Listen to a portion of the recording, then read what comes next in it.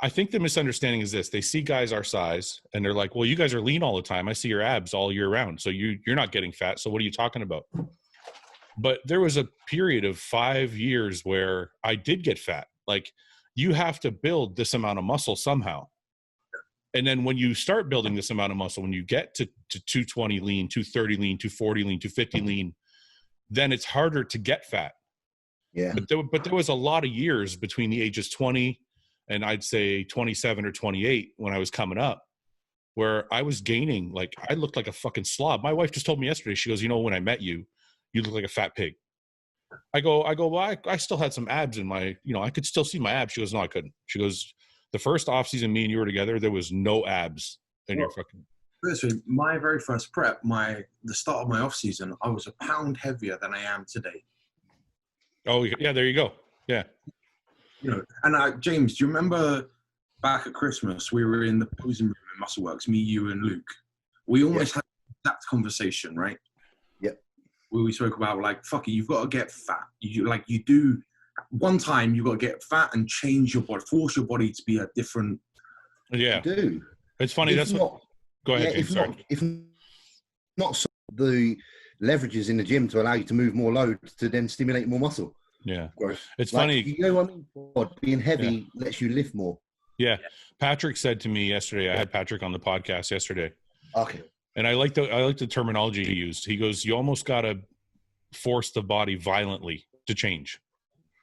And he meant by, like, pushing food, because you have to push the food to a certain limit to get the body to go somewhere. So those were all my fat years. Like, those years where I was fat between 20 and 25, those were the years where I was pushing my body past where it needed to be. And then when you build enough muscle, then you don't have to do it anymore.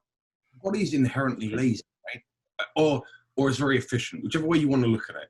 It will do only what it needs to do. Yeah. So if you're just going to put it into a slight surplus, it'll only adjust the least amount it needs to, then resume homeostasis to feel normal, right? To bring back balance. Well, if you're trying to grow, if you're trying to really grow, and I'm talking like from a 210 pounder to a 250, 260 pounder, whatever it is, you have to tell it every day that that's what you're doing. Yeah, you have to force it. You have to remind it, keep reminding it and keep reminding it. You know what I really like, though? I like one of the things that's very different about Patrick's James, you need to restart your stuff, or you're kind of cutting in and out. Are you there? James, are you good, or are you cutting out? Am I okay or not? Now you're kind of like choppy. Oh, it says my internet is unstable. Let me just make sure. Keep going, boys, and I'll see what I can sort out. Okay.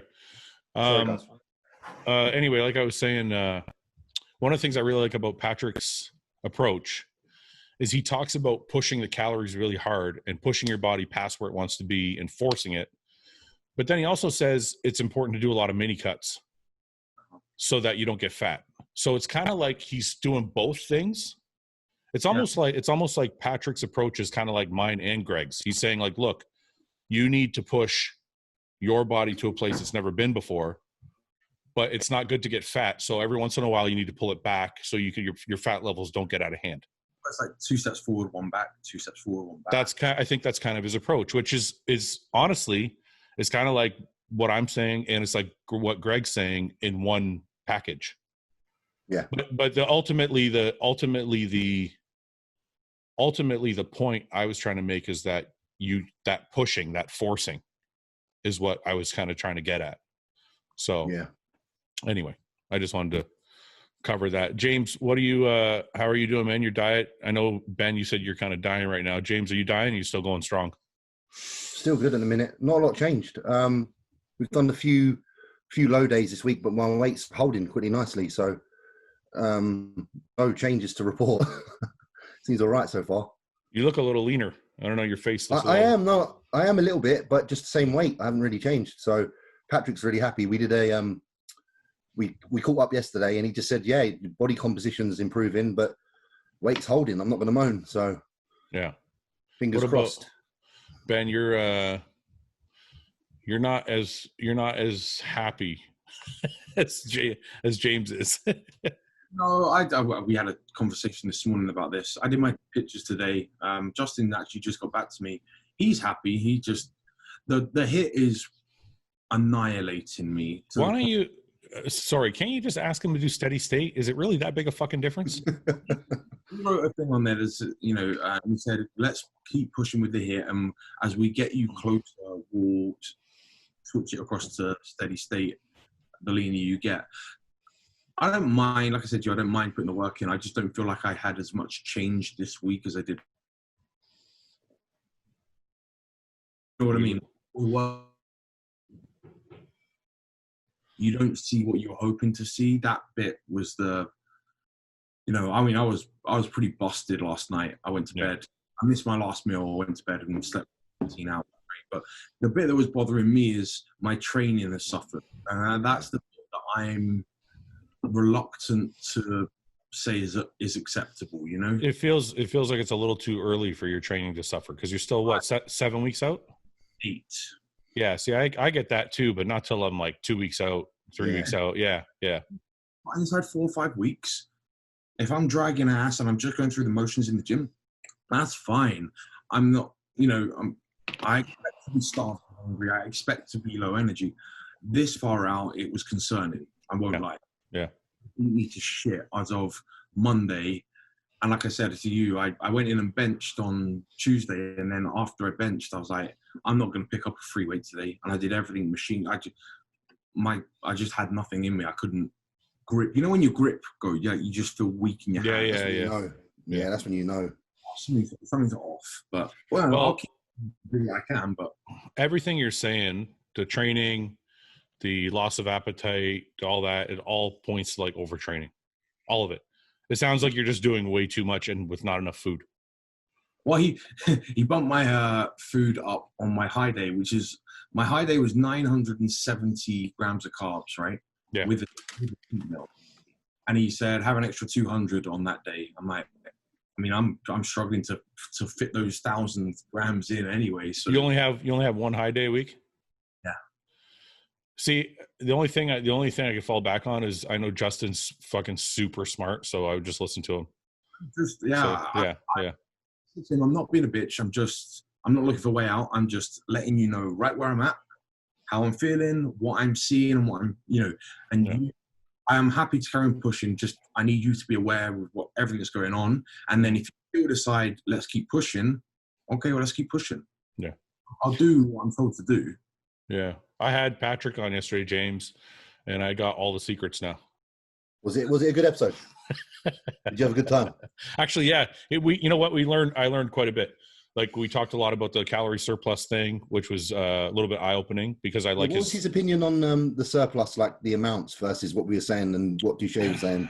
Well, what he says is kind of like I was saying to Ben, is it's kind of like, it's almost like he believes what both of us are saying, which is you need to push the body really, really hard to get it to a point. But if you start seeing too much fat, you need to pull it back. Yeah. But he said there's going to be, he goes, when somebody's starting out, see, this is the part that confused me. Well, not confused me, but surprised me.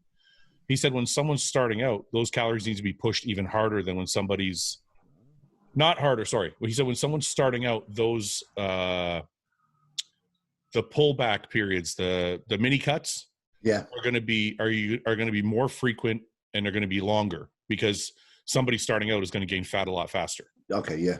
But he said to get them to break plateaus and to build new muscle, you have to push the calories really hard and bring their body to a place that they've never been before. Of course. Yeah. Which is really what we all did, which is what we've all done. Yeah. Yeah. But it's really interesting because he says the same thing about training. I've got a question. Yeah. In your experience only, because between us, we've got 40 years of experience in this. Yeah. You find you grow you grow more now on less calories than you did at the beginning. That makes sense. I haven't got to push my food as brutally, as hard anymore. I don't. I still have the same experience. If I eat 4,000 calories right now, I'll just get lean. Really? Yeah. But if I ate 4,000 calories when I was 25, I would be growing. Like, obviously, because I've gained more muscle. You know what I mean? Like, it just. Yeah. If I want to, and this is a perfect example. James is a perfect example because I said this to Patrick yesterday. I said, when a pro comes out and you see them for a couple years, and you kind of know what their body looks like. You know where they fit. You know where they're going to be. You know if they're going to be a top 5 guy or a top 10 guy, top 15 guy. I'm like, I said to him yesterday, I'm like, James is I kind of knew, everybody kind of knew where James was going to be. Like I thought I knew where James was going to be. I kind of knew what his body's going to look like. And then Patrick comes along, and I'm like, you've doubled this. Like, it's a different person. But I think that's because of, it's like me right now. If I want to, I don't know if I still can at 41, but let's say I wanted to make this drastic change, I would have to fucking start eating like 5, 6, 7,000 calories to get my body to go past where it is. And that's kind of what he was saying on the podcast is these guys, when they weigh 280, 290 pounds, they physically cannot eat sometimes the amount of food they need to eat to push their body to build that extra pound of muscle. Yeah. Whereas when you only weigh 200 pounds, you can still physically get in 4,000 or 5,000 calories and push your body. You're I don't know to what extent, but your digestive system doesn't grow. Yeah. So as you get bigger, you've still got to deal with the same size digestive system as you had when you were a smaller guy. That's right. So it becomes difficult. So it's so true. Literally what he said, Ben, on the podcast was, if these guys had a second stomach, I could get them to keep growing. Bang. But there's only so much food their stomach can handle, so they're only going to get so big. There's only so many hours in the day. There's only so much food you can utilize. There's only so much room for passage.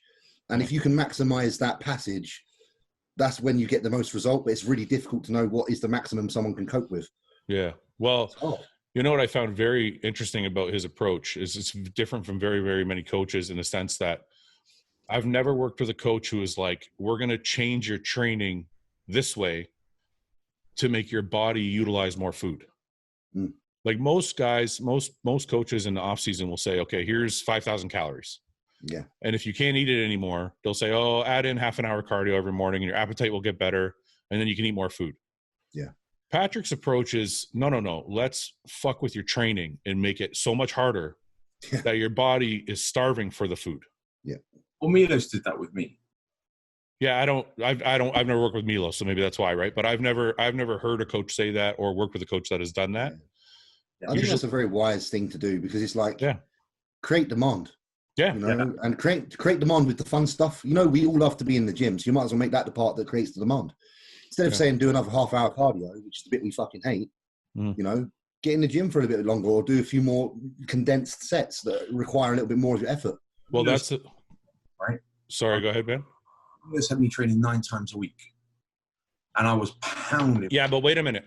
This is the thing that got me the most is like take Roman Fritz or Justin Compton. They essentially did this, but they did it by adding way more volume. So they would train like AM, PM. Yeah. Which is going to work because it's going to increase your appetite, but it's also going to break down your body pretty fast. Yeah. What's interesting to me about Patrick's thing is like we're going to make what he calls it is the density of a set. Yeah, density. Yeah. So instead of adding more volume, we're going to make each set so much harder that your body's going to need more, but we're not going to be in the gym longer. Yeah, yeah. And I thought that was really fascinating because I've never heard that before either, right? Like, it's really cool. And you feel it. Honestly, like I couldn't have made the jump in calories I had unless I started with Patrick's training, which I did. Because bear in mind, I was doing Patrick's training before he was coaching me. And that created my appetite. And then he was able then to take over with the food. And I was ready to eat because I was like, Patrick, I'm fucking hungry because of what you've made me do in the gym. Yeah. Yeah. So that order is always really good. Like if you do the training first and then create the demand, and then you'll find that within a matter of weeks, you can actually slip into a diet that he would do and manage it, because you can't just do it. You have to literally spend a bit of time, burning out a little bit and actually getting tired and then being hungry and needing to create, needing that food back in order to then continue to do that type of training.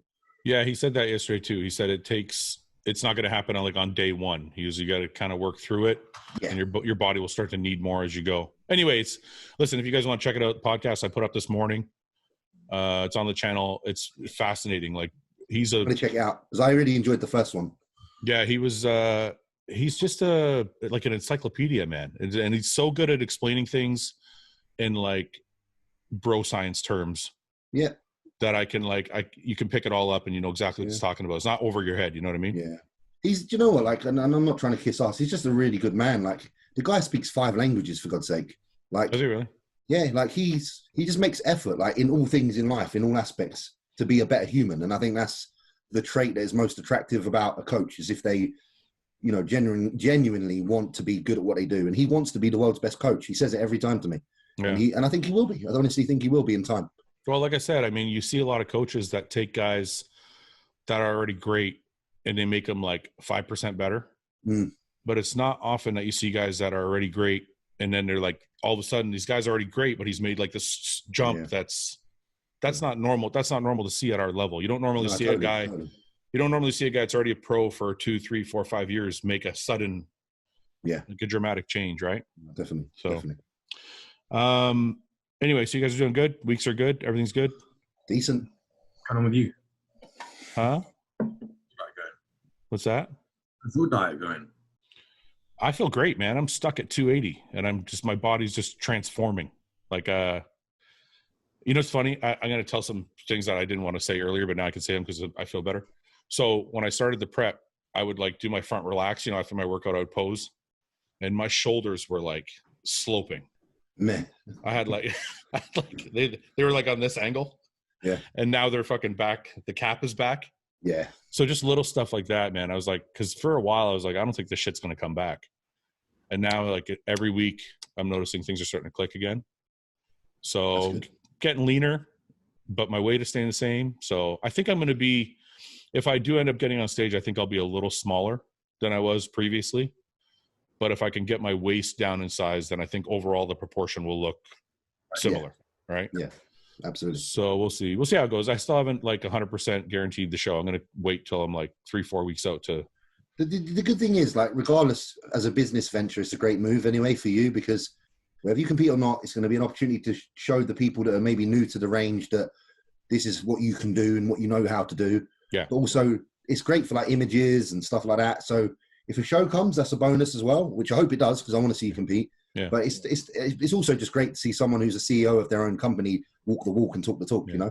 Like, do both rather than just fucking say it. It's funny. I've never done a prep with other things going on. It's always been like just a prep.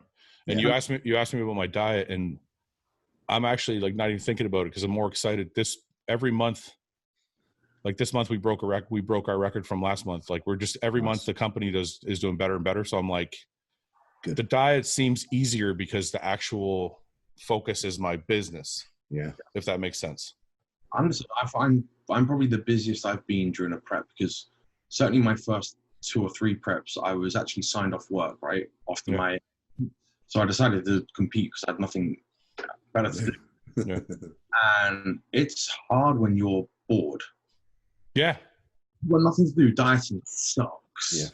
Yeah. You're like watching, like I'm so busy right now, I can't think of, I'm not even worrying about, I'm just, well, what am I supposed to do? Shit, okay, quick, make that and move on. I was late. I've been late for a couple meals because I'm busy. Yeah. Being occupied is the best thing for a prep. Like, if you don't have too much time to sit and wallow about the difficulties of prep, it'll be a breeze.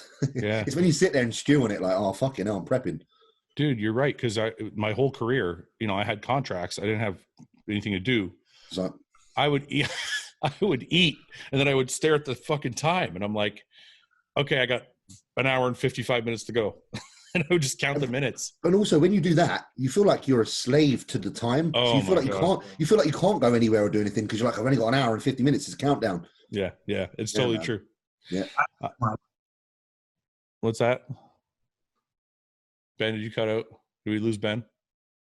We might have.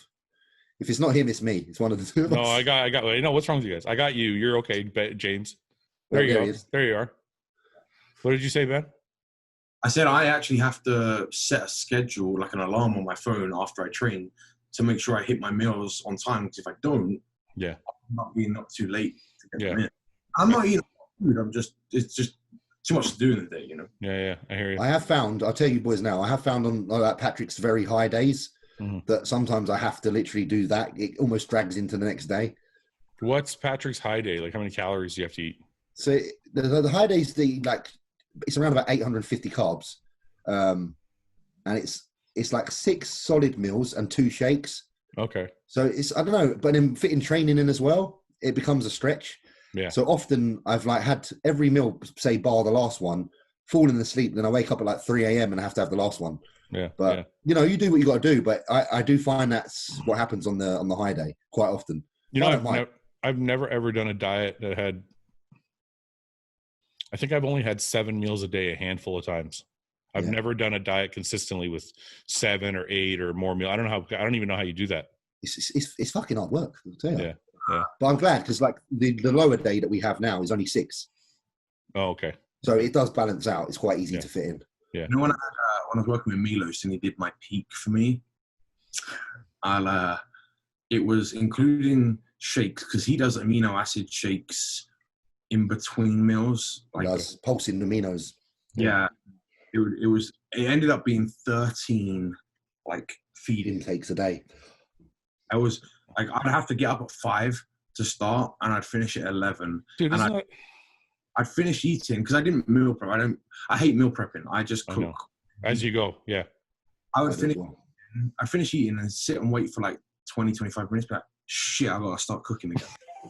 Honestly, I was like, dude, isn't that overkill though? Like, do you really think that helps? 4 days. I mean, I did a 4-day carb up with him for a photo shoot. I said, go extreme with me. And when we hit diuretics, we hit insulin, we were going the whole thing, eh? I'd say it fucking worked. I looked 20 pounds heavier. I was the same weight. Yeah. I looked 20 pounds. It filled you out. Yeah. Wow. Yeah. Well, I've seen a Milos plan before. It might have even been yours, Ben. You might have shown me one time. And it was like literally things highlighted in red in between every meal. Yeah. So like literally like you got the black writing, which is all the normal meals. And then you got these shakes highlighted in red and they're like 10 grams of amino acids, bloody glutamine, whatever else. Yeah. Plus normally bread and jam. Yeah. Do you guys want to get to some of these questions? We got like 200. Definitely, man.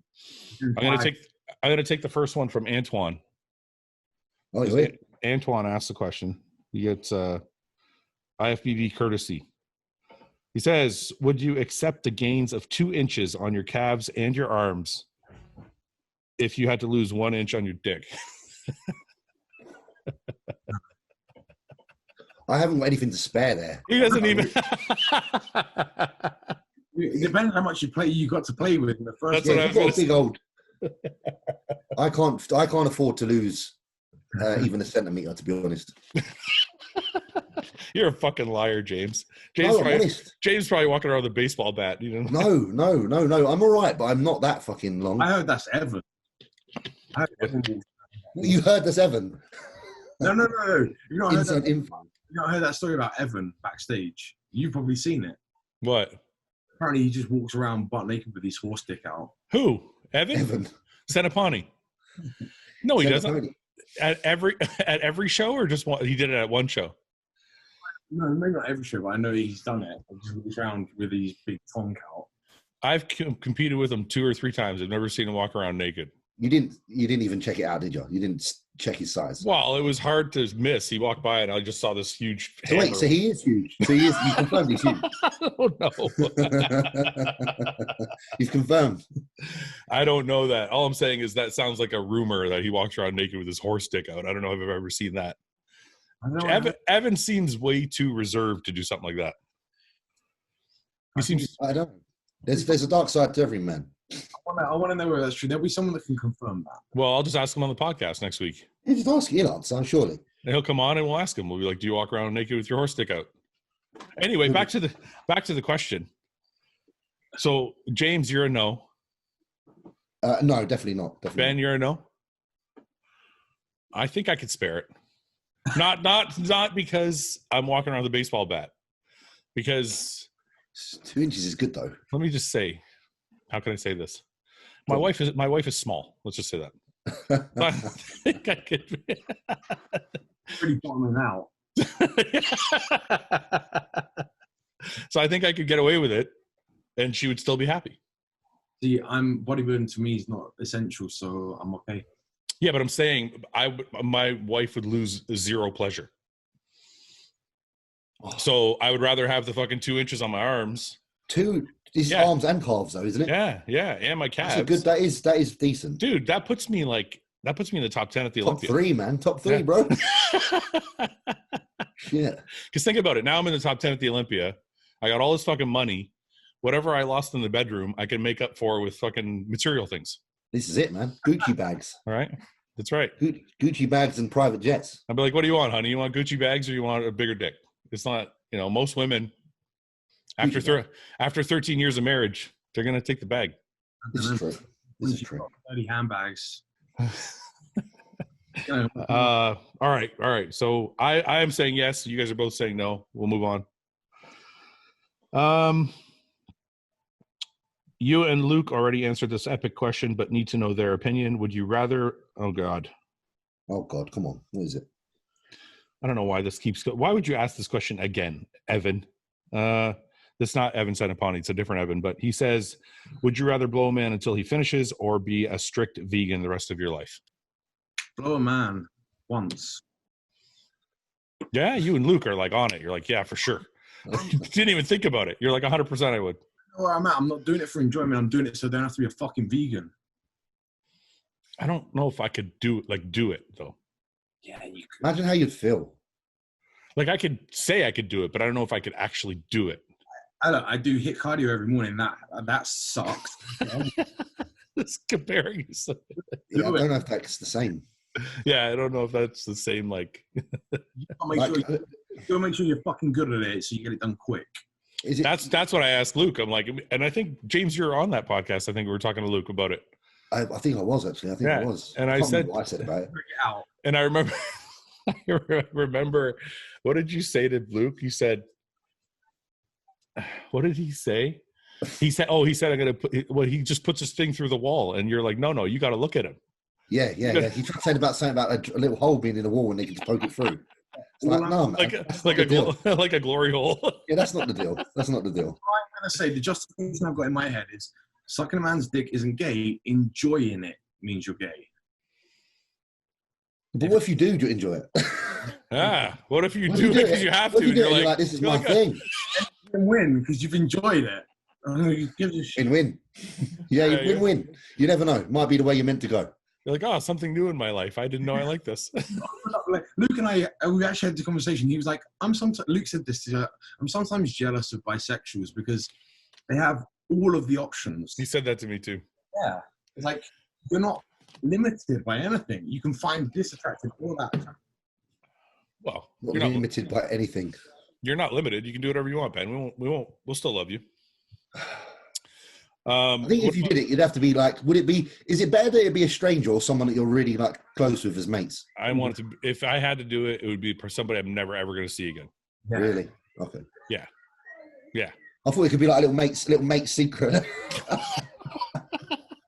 No, I wouldn't want to make eye contact after that. I'll bump into Ben at the Olympia. All right, Ben, how you doing, mate? Okay, let's move on. Being around 17% body fat, should I start bulking or still get a little more down in body fat to have a better starting point? Long-term goal is to put on a lot of muscle over years. Ben? I'll get down a little bit more.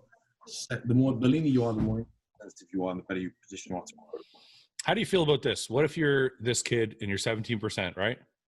Yep. What if you just said to him, find your maintenance? Let's say his maintenance is like 3,500 calories. What if we just said, why don't you stay at maintenance with or a little bit above maintenance with a really clean diet and let your body catch up to the body fat? Yeah. But that's getting leaner. No, I know, but he's not getting leaner. He's growing muscle, which is going to make him leaner as time passes. Yeah, but I'm saying it's not necessarily cutting. Like you're still in a small surplus. Well, call it what you want. It's still the same. We're talking about the same thing. I would say. No, we're not. Time out. You're saying I would get down a little more. So I'm saying to get down a little more, he would have to be in a little bit of a deficit to lose some body fat.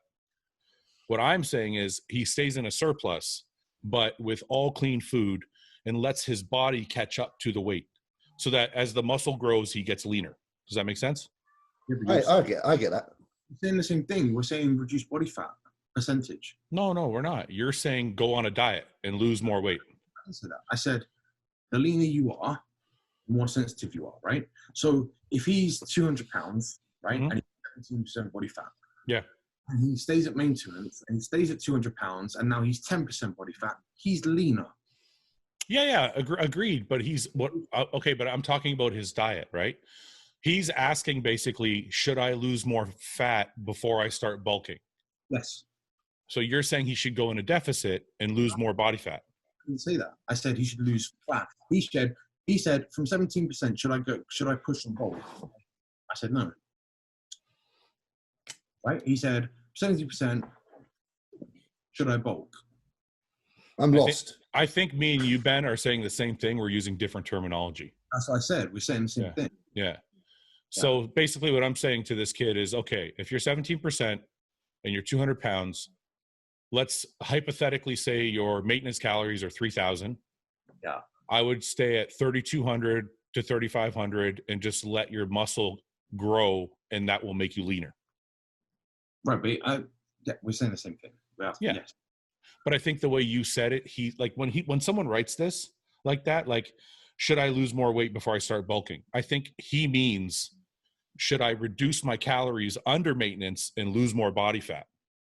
Right. Well, that's why I stipulated the leaner you are, the better position you are to grow.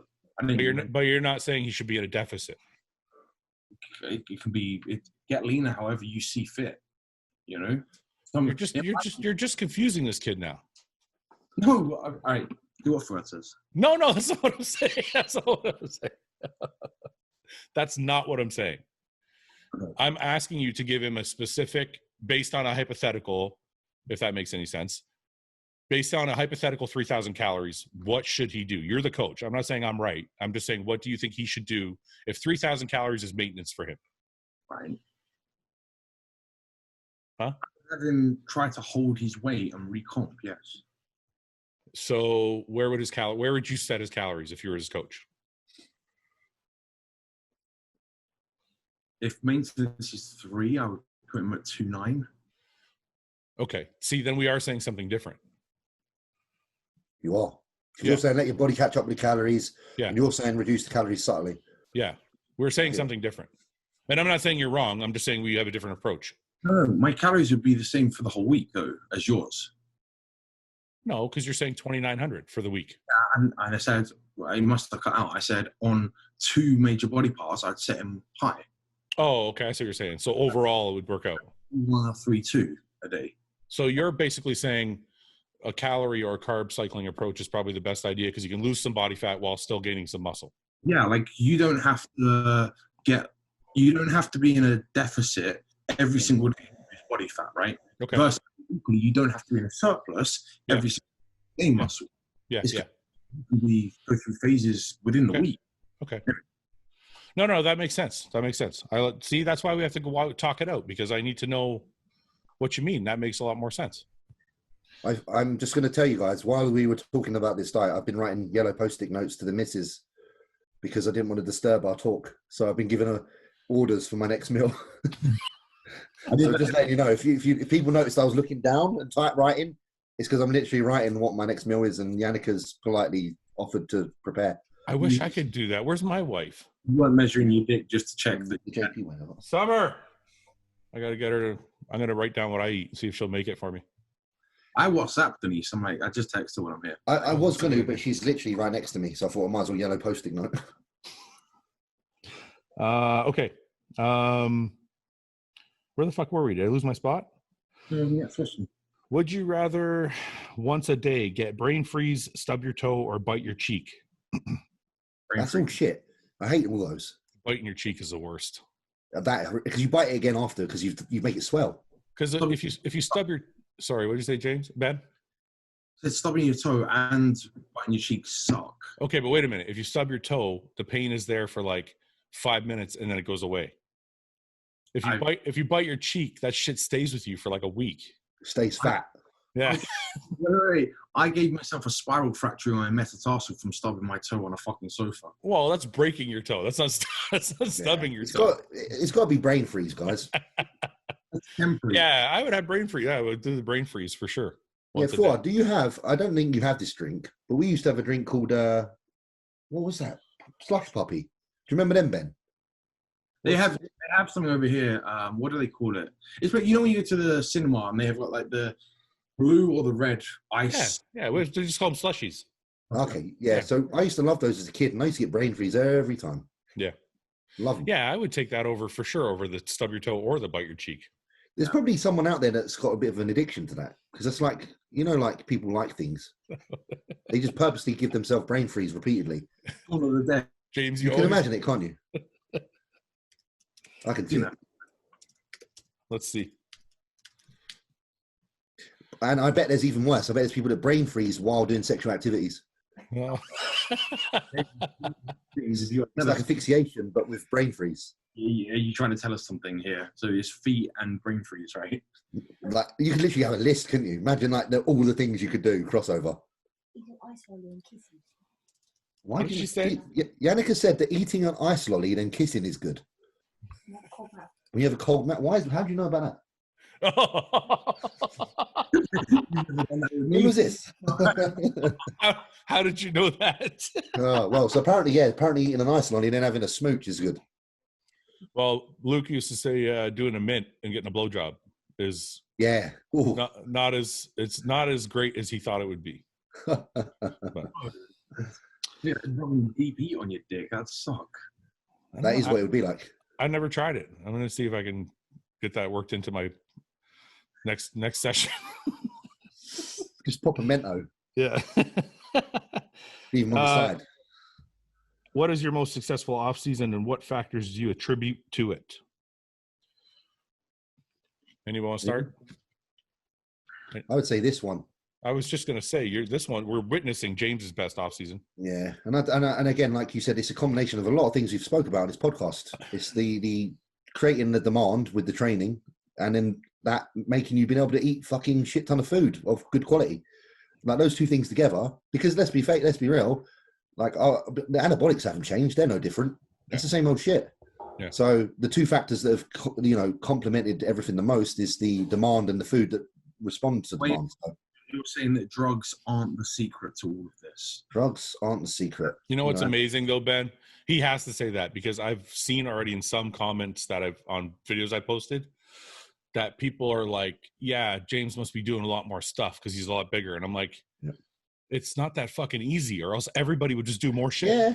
It's like Pat said. They had people say to him, just making comments like, oh, James must be running, like he said, shitload of IGF now. Oh, you know what's awesome? I found out yesterday, and I didn't know this. Ben, you probably already knew this, but me and Patrick talked about GH and how more is not better. And I know that sounds really obvious. I guess I should have known that, but he explained why. And that he's like, you really don't need any more than 6 IUs because after that, the bump you're going to get in IGF gets lower and lower and lower. So you're just wasting your money. And but it's funny because I think that's what people think about Patrick. They're like, he's just giving his guys tons of shit. And I'm like, if it was really that simple, all of us are already doing stuff. We would just do more. Yeah. I don't want to speak for James, so maybe I'm asking him this. Of course. I know I heard, I can't remember whether you told me or Luke told me or someone, your cycle back kind of the off season with JP, and it seemed pretty big. I would say you've run less this time. Yeah. Oh, absolutely. Yeah. So like my cycle since being with, even probably being with Phil from that period onwards, were lower than when I was prior. Yeah. Again, nothing against, everyone has their way, everyone has their approach. But in regards to the basics of how much gear has been used, definitely fucking God, probably not even 2/3 maybe. Yeah. Well, listen, man, there's one thing I know for sure is there's a limit to what works and what doesn't. Because I know like 2012, 2013, I started experimenting with some pretty high doses. And my best gains came in 2015 when John took over and actually lowered all my doses. Yeah. I mean, I think we took a lot of Winstrol for the show, but that's just cutting stuff. It's different. Yeah, cutting stuff, man. Oh, I get some actual cutting stuff going in. Okay, what's actual cutting stuff? Tell me what's actual cutting stuff. Clen going in. Clen, okay. Well, why are you allowed to say Clen's cutting stuff and Winstrol's not? Winstrol's not using an off season. Because Clen is literally a fat metabolizer. Yeah, but Winstrol is not used in a growth phase unless you're just, I don't know, trying to stay lean or something. Like nobody would use Winstrol when they're trying to bulk up. Yeah, because Winstrol has a carrier for strength, right? So you would use Winstrol in off season. I don't. I'm saying you can use it, like James was saying earlier, the more poundage you can exert in a off season, the more muscle you can potentially grow, right? So you put in Winstrol. That's why sprinters Winstrol is the sprinter's drug of choice, right? Yeah. It increases that anaerobic output, that force production. They use it because they're trying to stay lean. That's why they want to get cut for the track. Get peeled. They want to get peeled when they're running.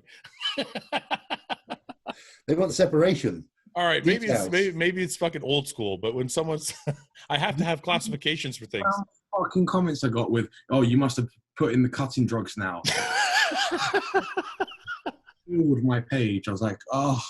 I'm not the only one that uses that's a normal term. Like, I don't know why that's so crazy for you guys.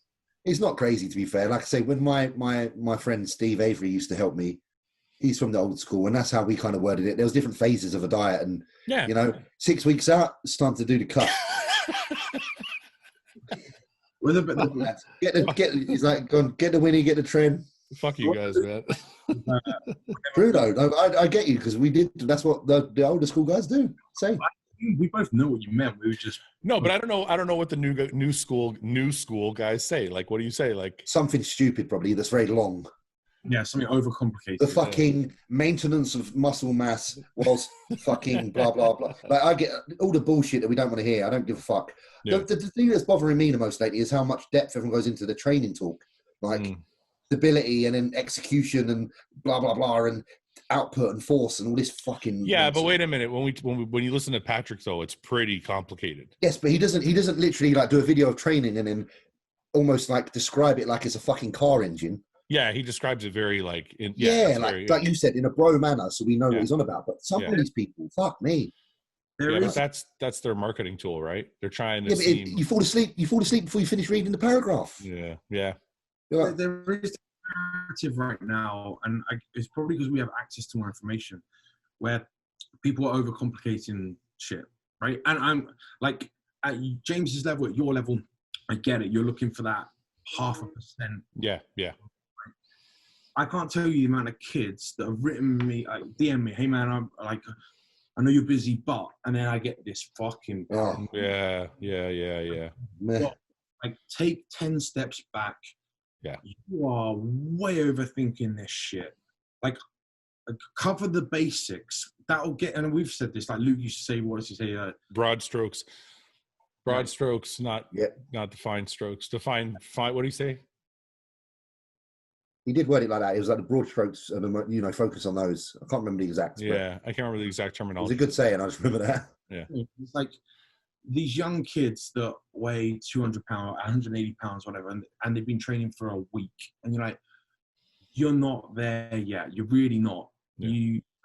They'll see James benching 5 plates and they expect to be like, that's what they think that's what they need to do. They didn't know that he started at 1 plate aside and put the work in over 10, 12, 13 years to get to that point, Yeah. Can I tell you guys how bad my first fucking year was?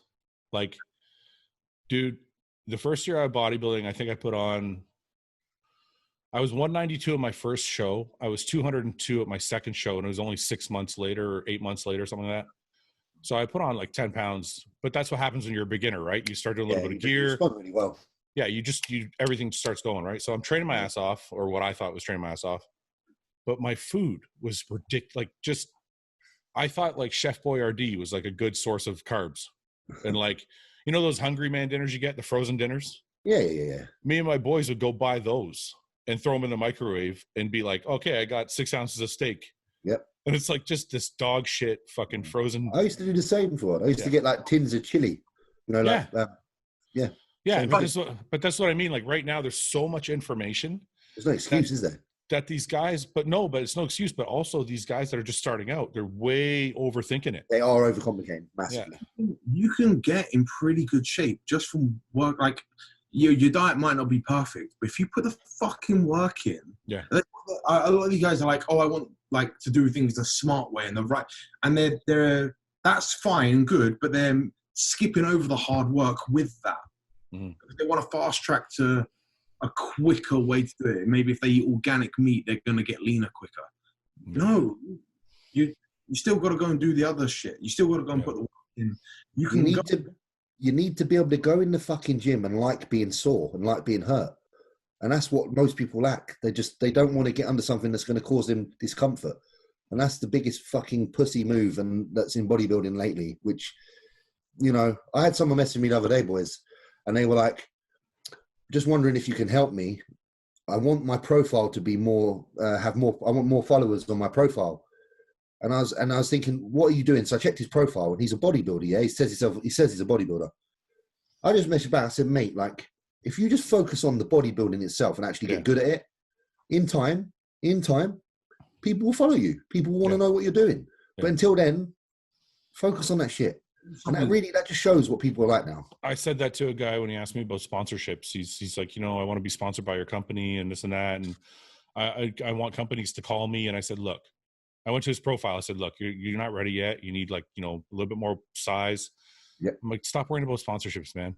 I'm like, just go to the gym, train your fucking ass off, win some shows, or create a following somehow. And the companies they'll call you. They will. Like, it's not, I think this is the thing about people getting into the sport for the wrong reason. Like, when I started lifting, none of this shit existed. I just wanted to lift weights. Yeah.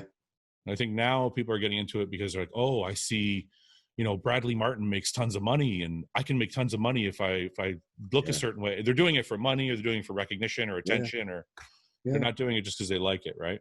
No, But it's because they think that they're going to get freebies. Yeah. I mean, more importantly than anything, the reason I brought that up was I want people to know that sometimes when we get into like these detailed, like minutia conversations about training and eating, it's not for beginners.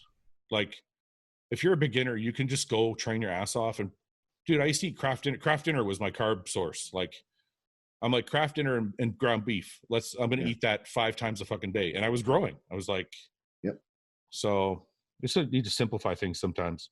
Definitely.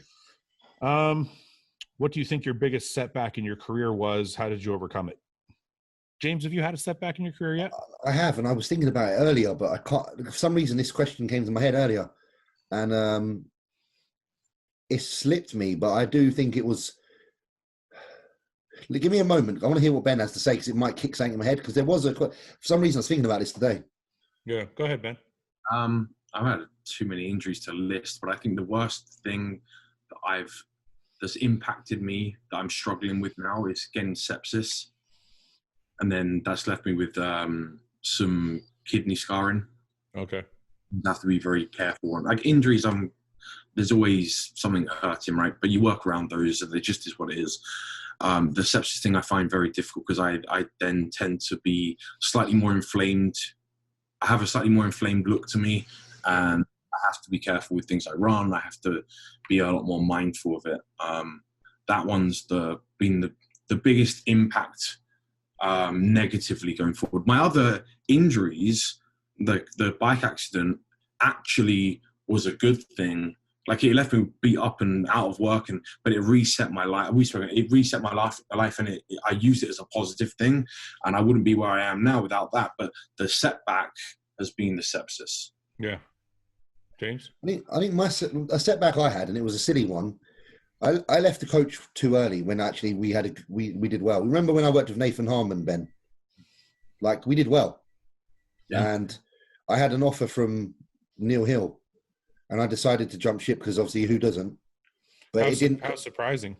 Sorry to interrupt. Yeah, like, it is what it is. Do you know what I mean? But it didn't come into fruition. Fucking Neil Hill.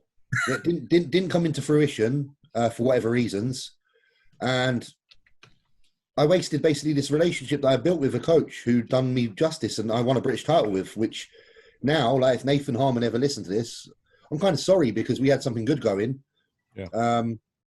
And I left for the wrong reasons because I probably listened to the wrong people and I didn't put my own judgment first on my relationship with him being good. And I think that was a big setback because all of that information and all that work together to be dissipated and not looked back on and worked forward could probably amounted to more at the time. Yeah. Well, if I can defend you from the outside looking in, it's hard when you're coming up to be working with a coach who might be unknown. I'm not sure who Nathan Harmon is. I don't know how well known he is. Yeah, no, exactly. It's hard to work with a coach who's not really, really well known, and then have somebody who everybody knows, like Neil Hill. Oh, he works with Flex Lewis, and he did that. And then you get kind of a little bit starstruck. You're like, oh, maybe he's got something for me that I didn't know about. Yeah. And then I just won. you realize afterwards that you had something good. Yeah, definitely. And because I just won the British as a super heavyweight for the first time, narrowly. Well, not narrowly, but I got beat by Nathan Diasher in the overall, who was also prepped by Nathan. So he prepped us both. So he was clearly good at the time on what he does. Yeah. He prepped Luke the year before, and he got second. He looked shredded and good. Yeah. So he was good, even though like we all used to.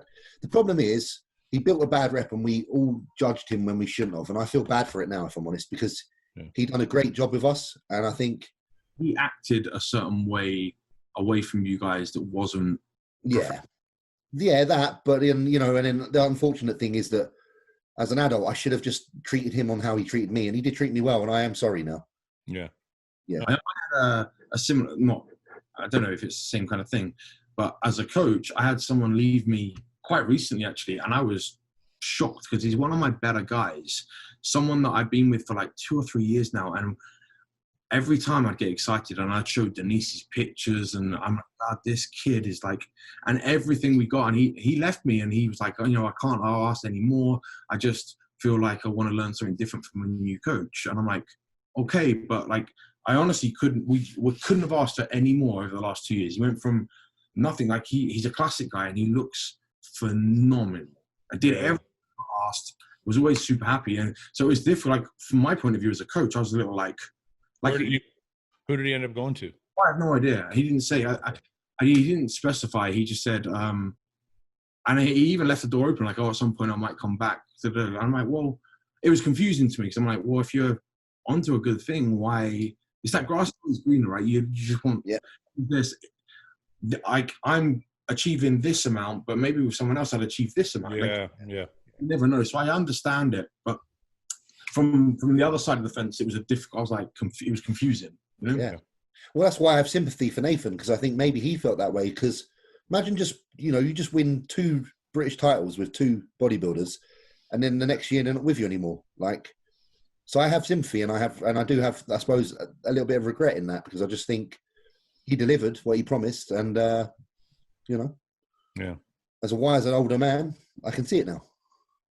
Like I said, I think the pressure of being with a big name sometimes can get to you massively. Do you think that a higher carb diet that Patrick has his clients do is better for staying lean throughout the year? And do you therefore think there would be a little less muscle gain through an off season with that diet? I don't know. I don't think he understands Patrick's approach. No, I don't think so. This is what I will say about that from what I gather from Patrick. And James, you can tell me if I'm wrong, but Patrick pushes his clients with tons of food, but makes sure their training is such that their body has to utilize it. So he's not keeping them. The term keeping them lean is not right. Yeah. Because James, correct me if I'm wrong, but if you could eat more food, he would give you more food. Absolutely. Yeah. So basically, he's not feeding you less to stay lean. No, it's just the way that he does it. You do stay relatively lean. But obviously, look, listen, if I could crack in another meal, and it would mean a bit more muscle and slightly softer, he would have done it. Let's say this. Hypothetically speaking, if you're eating 7,000 calories, or let's say 6 more realistically. Yeah. If you could eat 7, he would give you 7. He would, especially when the goal is more muscle. That's right. So I think people are under. This is where the confusion, I think, comes in for guys who are starting out. Like I said at the beginning, they see you stay lean, and they're like, well, he must not be eating a surplus because look how lean he is. Yeah. But he would be eating a surplus if he could actually physically handle the amount of food it takes to be in a surplus. But when you weigh 280 or 90 pounds or 300 pounds in the off season, it's hard to create a massive surplus because you physically cannot eat the food. And like you guys said earlier, the more tissue you have, the more metabolic you are, you do tend to stay leaner, and it's hard to get fat. So me walking around at like 295 can look really pretty lean. It just is what it is. But it wouldn't have been that way when I was lighter. Yeah. So, it's all situational. A person would approach Patrick who's a lot lighter and try and do the same. It might not work. But this is what that's kind of like entirely my point is the younger kids, or I shouldn't say younger kids, let's say beginners or intermediates are watching guys like you, James, and they're like, or Hunter or Ian or whoever. And they're like, well, look how lean they stay. They must not be eating a surplus. And I'm like, these guys have so much muscle. They physically cannot eat the amount of food they need to get fat. Yeah. As long Basically. as, like, within clean food, like we're talking about rice and chicken, whatever, right? Yeah. Yeah. So I think that's where the confusion is coming into play, because they don't understand why you're still lean. Yeah. Because, like say, if we did an exchange on what we're eating into something much more calorie dense, it'd be easy to get fat. Of course it would. Yeah. But because we are simply just eating clean sources of food, it then becomes difficult to get that amount of intake. That's right. Also, if I'm going to defend the coaches from my perspective on this, you can listen to the podcast and then take some of those theories and apply them in your own way. This is the reason why James goes to Patrick and gets him to actually manipulate those changes on a week-by-week basis, because it's not just about, here's the diet, off you go. It's about watching, seeing, how does it respond, how's he feeling, what's happening, and then making those micro adjustments, because that's the value in Patrick's coaching. It's not just, this is like, James could post his diet online tomorrow. It won't matter. No, exactly. Can I touch on that for 1 second? Just cool, because I want to as well after. I just have my own experience with it. After I was done talking to Patrick yesterday, we got off the podcast. I said to him, "Hey, do you mind sending me a training program? You know, I'm working with John Meadows. I'm happy with my diet. You know, he oversees everything, but John's not doing my training right now. Maybe can you just send me a training program? I'd like to try your training out." And Patrick kind of literally said to me, he's like, "I can send you some guidelines, but I can't send you a program because the program is tied to the nutrition." So all those micro changes you're talking, like people will do this. They'll try and go on Patrick's page and learn everything he's doing without having to pay him, but you're only getting a portion of what he does. Mm-hmm. So, James, you cut out, or are you still there? He's frozen doing this on my screen. He's like, my dick's this big. That's perfect. Please screenshot that. I got somebody's that bodybuilding bollocks. I know you're watching this. Can you screenshot this and make like do like, he's like, I like feet that are this big. What else can we say he likes? James, are you gone or what? You want me to log off and come back? What are you doing? Yeah, that sucks. Off. Okay, I'm gonna send him 1 sec. Let me send him another invite. But yeah, anyway, back to that topic, as you're doing that. Yeah.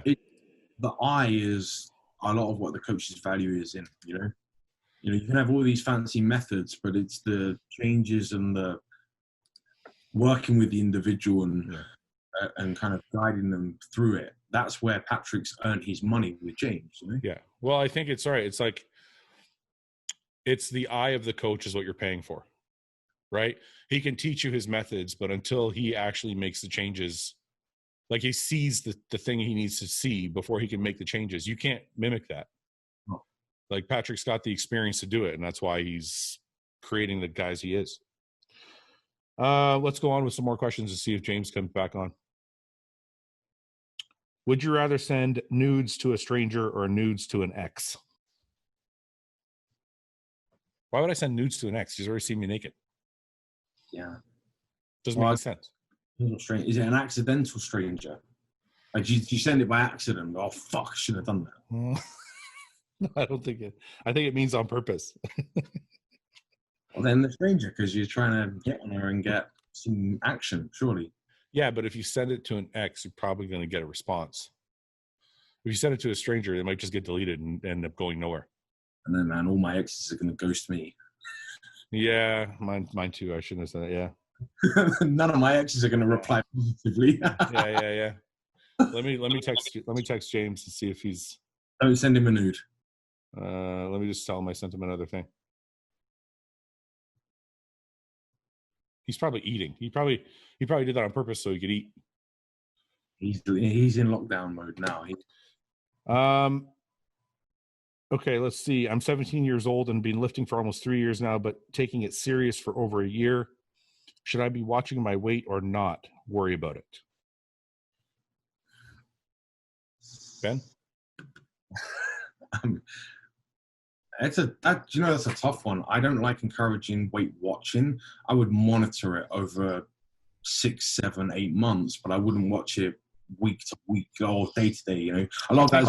But I think he means by watching my weight, I think he means like, should I get fat? Should I not worry about getting fat? That's how I take it. Okay, if that's the question, then yeah, you should worry about getting fat. Don't get fat. Right. Yeah, don't get fat. But don't be fucking shredded either. There's a happy medium, right? Yeah. I mean, this is something I have with one of my guys. He's a young kid. Would freak out if he got a little bit softer. And he's like 150 pounds and like freaks out. And I have no muscle on you. Like, I even said, I'm not being rude, but there's nothing on you. Yeah. Don't worry about gaining a little bit of body fat. It's not a big deal. 5'10" and you weigh 140. When you first came to me, you were 137 pounds. Yeah. You can afford to gain some scale weight. James, you were saying something about Patrick before you froze up. Yeah, no, sorry, I got chopped out of the bloody conversation there. I can't remember what it was now, so we'll move on. Well, we were talking about needing Patrick's eye. No, I remember what it was. It's when you were talking about people about diets. Yeah. What about like, and they say, you know, here's because I get asked. This is something. It's not a rant, but because they can't take just the diet and walk away. And most people always ask me the question, whether it's on YouTube or Instagram, what is your diet? And a lot of the time, like, I know it's just out of interest, but a lot of the time it's not. A lot of the time it's because people want to emulate. Yeah. I just want to get the point across that it doesn't fucking matter. Like you said, it'll all be adjusted next week. It won't be the same in 3 days. It won't be the same in 4 days. But you know why I think they think that though? Because most of the time, traditionally, what is that? Cream of rice? It is. It's delicious. Most of the time, traditionally, you can just get a diet and you kind of figure out the rest. Yeah. Well, I stopped doing one. Am I turned up on one of your computers? Not on mine. Not today. I'll move the mic. I made sure I turned you down today. Can I can still hear myself for some reason. I wonder if it's. I don't mind. Yeah, that's really loud. I've muted. What the fuck is going on? We're having technical difficulties today. I think next time we should all wear earphones. I think we should. Because I have got headphones, and I did get some, and I've got a microphone as well. But it's just because I got a new PC, so I didn't put it on. You don't need a microphone. You sound clear, but maybe headphones would help if you guys both had them. Even just the Apple. Oh, you got a microphone. That's right. Yeah. Okay. Well, anyway, let's move on. I don't care if I can. Sorry, folks. Why is Fouad versus Guy Cisternino in a fist fight? Who y'all got? Fouad. Guy's all mouth. I love Guy, but you're all mouth, bro. I love you, Guy. I wouldn't fight Guy. You can just sit on him. He's 212. That's probably what I would do. I would just smother him. Wait till he like. I love him too, and that wasn't me trying to say he's a pussy. I'm just saying he's 212, so we can sit on him. Fouad was a big talk the other night on UFC. What? When you were saying that you could kick shit out the. Oh, we had this debate. Me and Ben had this debate. So the bantamweight guys were fighting. They're like 125 or 135 pounds? 125 pounds. James, do you think I could fight a 125 pound UFC guy? You smash your face in, bro. I'm not even joking. I've rolled with a black belt 70 kilo man. Yeah. He'd smash me in 10 seconds. I know. I just like to fuck her. Listen, before anybody writes stupid fucking comments, I know I would get killed. It's just funny to think about. They just get you in a chokehold like that.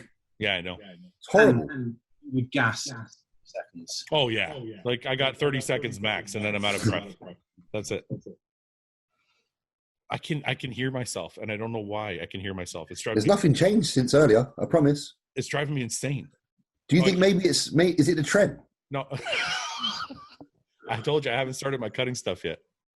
Okay. It's gone now. I don't know what you guys did. It's gone now. I can't hear myself anymore. Mate, I think there's something in the room. All right, don't say that. I got a phobia. Don't do that. You guys have any phobias? None. Heights. Actually, wait. Ben, you said heights. Yeah, I can't do height. Fuck that. Like I'm talking like a fucking step ladder. I'm like, get me the fuck off here. What about you, James? What were you gonna say? I'm not keen on the look of, like back in the day when in the war they used to have the tunnelers. Okay. When they'd go through the clay under their dig and they'd fuck that. So you can't. Your confined spaces trip you up. Yeah, no, I'm not good with that. Okay. I have a rescue from. I have a confined space rescue certificate. Do you? Yeah, which You is can save me. surprising. I could save you if you get stuck. Yeah. I need you around, man. You can find space that you can fit in. They're not going to be trapped in. Like, we got it. We're already out, mate. Wait a minute. In my defense, I weighed like 220 pounds when I got that certificate, so it probably didn't apply anymore. It's like me. I've got a spin instructor certificate, so I can teach spin classes. You could teach spin still. You're doing hit still. You're doing hit every morning. No, because you have to be able to talk and do it. There's no. Oh, okay. That's true. No, I got a fucking thing with ghosts, man. It fucks me up. I can't talk about that shit. Oh man. Yeah. I love talking about that shit, so I have to keep quiet now. Dude, when I see those paranormal, the paranormal shows, and they're I fucking skip right by that shit. I can't watch it. It makes me like that, but it makes me like that in a good way. No, it makes me like that in a bad way. Yeah, see, that's what you either go one way or the other, don't you? Because then it like if no one's home, I have to turn on all the lights in the house. Oh, I've had that a few times. Mid-30s, you still got to turn the lights on. I've been there. How the fuck do you guys stay so hairless besides James? I use a trimmer. Yeah, just trim, man. No. I mean, have trim. System. I got a system in upper lower. I have a system too. I do like my upper lower pretty much. Yeah, same thing. You do one, and by the time that grows, you do the other one. So who does your back? Does your wife do your back? My wife does my back. Yeah. I used to go before I was married. I would go. The girl that cut my hair, she would take the trimmers in the bathroom and trim my back for me. That's nice. Very nice. That's nice of her. Yeah. Well, I had to get somebody to do it. I was like, if I couldn't just walk around with this. Did you have to give her like an extra $10 or whatever your money is? I don't even know what money. She didn't ask, but I always gave her extra $10 just for doing it. But yeah. That's honestly really nice work, that. Well, what are you supposed to, I mean, what'd you say? He was definitely fucking her.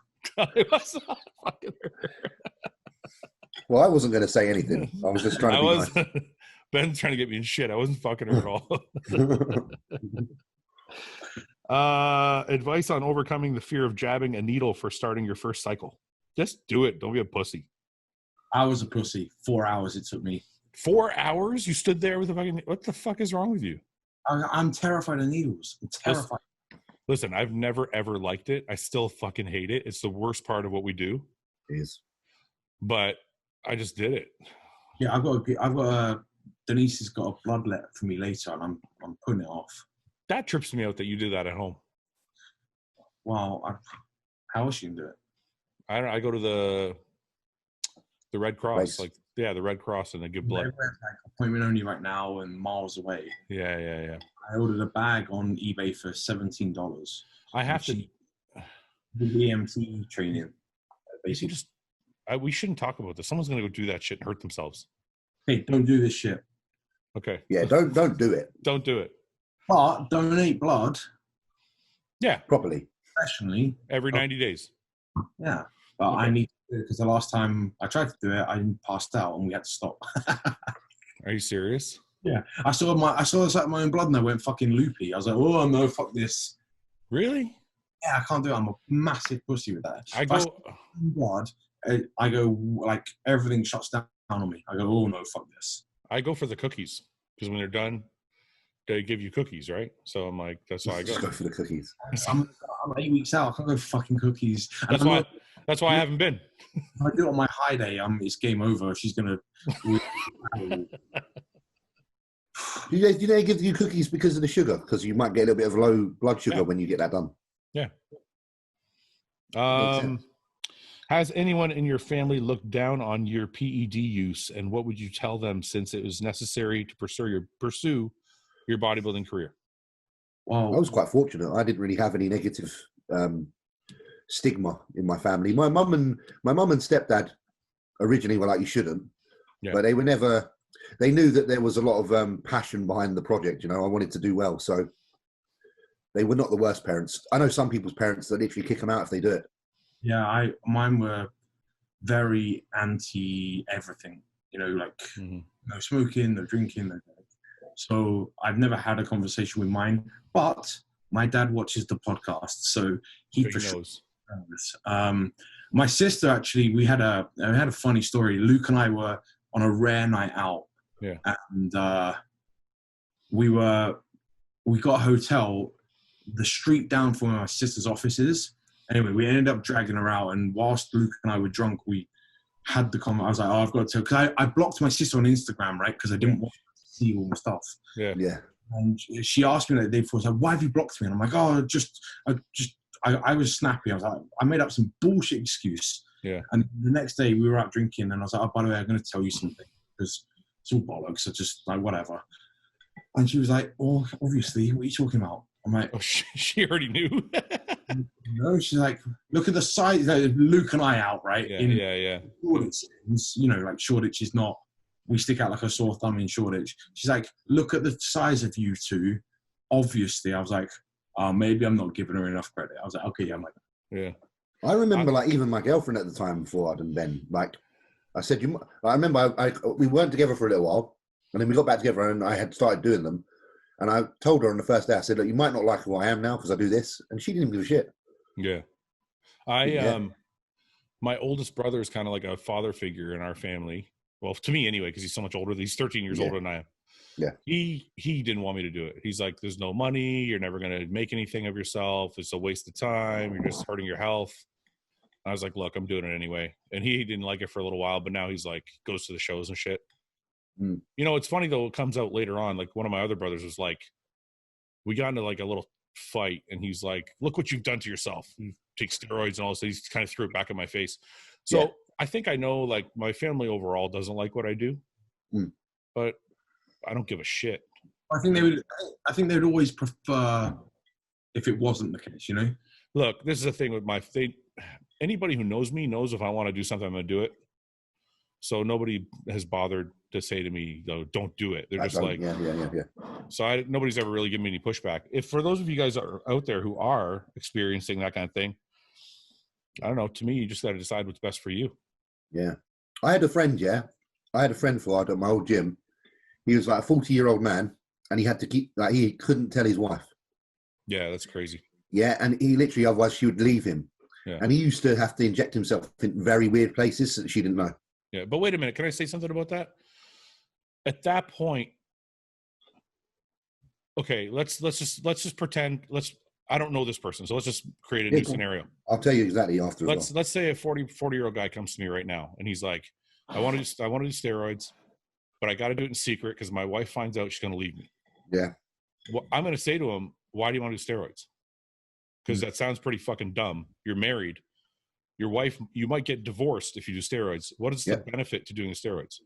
Yep. Like, you're not going to turn pro. You're not, like, the only reason I'm doing the only reason I did them in the first place was to compete and turn pro and make a living. If I was just a regular, like, 40-year-old dude, I wouldn't just be taking a bunch of gas, especially if it meant that I was going to lose my wife. Yeah. But you know, the funny thing is, Fouad, he was actually a champion bodybuilder. No. I know. I'm not. Listen, I'm just saying, like. No, I get what you're saying as well. What I'm saying, in his scenario, it was really weird. Well, let me rephrase, because I don't think it matters if you're a competitor or not. Yeah, go on. I guess what I'm trying to say is you have to weigh your options, right? Yeah. I'm going to lose my wife versus I'm going to look a little better. Yeah. I would have said goodbye to the wife if I was him. No, I would have. Joking. I would have, because his business, everything he did in this world, all his business and everything was off of his physique and bodybuilding. He done really well. Yeah, that's different. So I feel like his wife wasn't actually overly supportive, and I knew her as well, and she wasn't actually very nice. Yeah. No, so it's a rare situation, but I mean, I totally get what you're saying as well. But wait a minute, that's a totally different situation, because I'm saying, absolutely. Like I said, you have to weigh them, right? Yes. So if your entire livelihood is based on you taking gear and being a bodybuilder or doing whatever, that's a lot more to lose now. Definitely. But if you're just like a recreational guy who's like, "Oh, I want to do it just because I want to look good at the bar," and your wife is like, "I'm going to fucking leave you if you do it," it's not really. Then you're a dickhead. Yeah, it's not really worth it. Like, doesn't make sense. I made a mistake early on so the girl I was with when I started taking steroids, not in the industry whatsoever, and I knew I was like, she's not going to be into this. I'm just going to. She was in like media and TV, so it was like I think. Anyway, cut long story short, she found out, and it went as I expected, and I was kicked out. Bear in mind, I was on a motorbike. I came home from work, and all my bags were packed. I'm like, I ride a motorbike. I don't know where you expect me to go. But the fallout from it was emotionally horrible. And after that, I was like, well, I'm open and honest to if someone's going to be with me, they need to know everything. And then from the beginning, yeah. If they don't like it, that's their decision, and that's fine. But this is what I do. This is my life. And if you want to be part of it, that's fine, but you have to accept that. But I chose not to hide it anymore because it wasn't nice to watch, and it was my fault. Yeah. Let me just quickly, just out of curiosity, because I've never even asked Yannicka really. Yannicka, what's your thoughts on like, my use? No, just seriously, like a serious. Can you lean in quickly? No, it's your body and your decision. Can you hear that? Yeah. Cool. Okay. And I think if you're with someone and you don't support it, then that relationship is not right. Okay. Not just in this scenario, but anything. If you say tomorrow I want to go and move to Canada, and if your partner is not supportive of your decisions, then all right. the relationship Adios, amigos. Thank you. She's really hardcore, man. She's straight, man. She's like, bam. That's why I like her. I agree with her halfway. No, she because might be a bit too. Well, no, because I agree with everything she said in the first part, but then the second part, if my wife tomorrow said, you know what, I want to move to fucking Texas, I'd be like, well, my family's here and my life is here, and we should talk about this a little bit. Yeah. It wouldn't just be like I have to say yes because she wants to. Of course, you talk about it. She's cutthroat. It's give and take. Give and take. Yeah, no, I agree with that. I think, James, maybe you should move and let her sit in your place. She's a lot better at talking than I am. Okay, let's do a few more. How long have we been on for? I don't think overly long. Okay. How did you meet your partners and your biggest fuck up in a relationship? How'd you meet Yannicka? In the gym. Okay. Pink's gym, my old gym. She used to train in there. How did it happen? And I'll just keep it short because I know you don't want to get bored. She didn't talk to nobody. She was really like you know how she's really straight like that. She was really blunt. Yeah. And myself and a friend of mine, Dean, who's like my uncle, I was like, I'm going to pull that bird. And he said, you got no chance because she's got a head up her ass. And it just turns out that one day I started talking to her about peanut butter, and the rest is history. Wait a minute. Was that your plan, though? Did you say, I'm going to start talking to her about peanut butter? Or did it just happen by accident? Funny enough, we were talking about it or something in the gym, and then she went across the road to the shop to buy some and brought it back just so that she could show me and talk to me about it. You know what happened? He said, have you ever had peanut butter dipped on your toe? I just heard her laugh, so you're probably right. I definitely was. Well, it was about the difference between one had something in it, had like a certain seed in it as well. A limited edition one. She wanted to show me this limited edition peanut bar. Ask her. That's how it started. It was really basic. Ask her if she really, really cared about showing you the peanut butter, or she just knew she wanted to talk to you more. What was it? You have to be loud. Peanut butter. It generally was the peanut butter. It was the peanut butter. That's all right. It changed. I changed her. That's awesome. Good for you. Ben, how did you meet Denise? She was tanning Luke at Ohio. Is that weird? She's like tanning Luke and he's in his underwear. You know what? Do you want the full story? So Denise was there as a manager, because she's a pro tan manager, but she wasn't tanning anybody that week. And I was there with Luke, obviously, and the girls were tanning him, and we knew them from last year, from India, etc. Anyway, one of them messaged Denise on the Thursday and said, "Oh, you'd really like Luke's training." Yeah.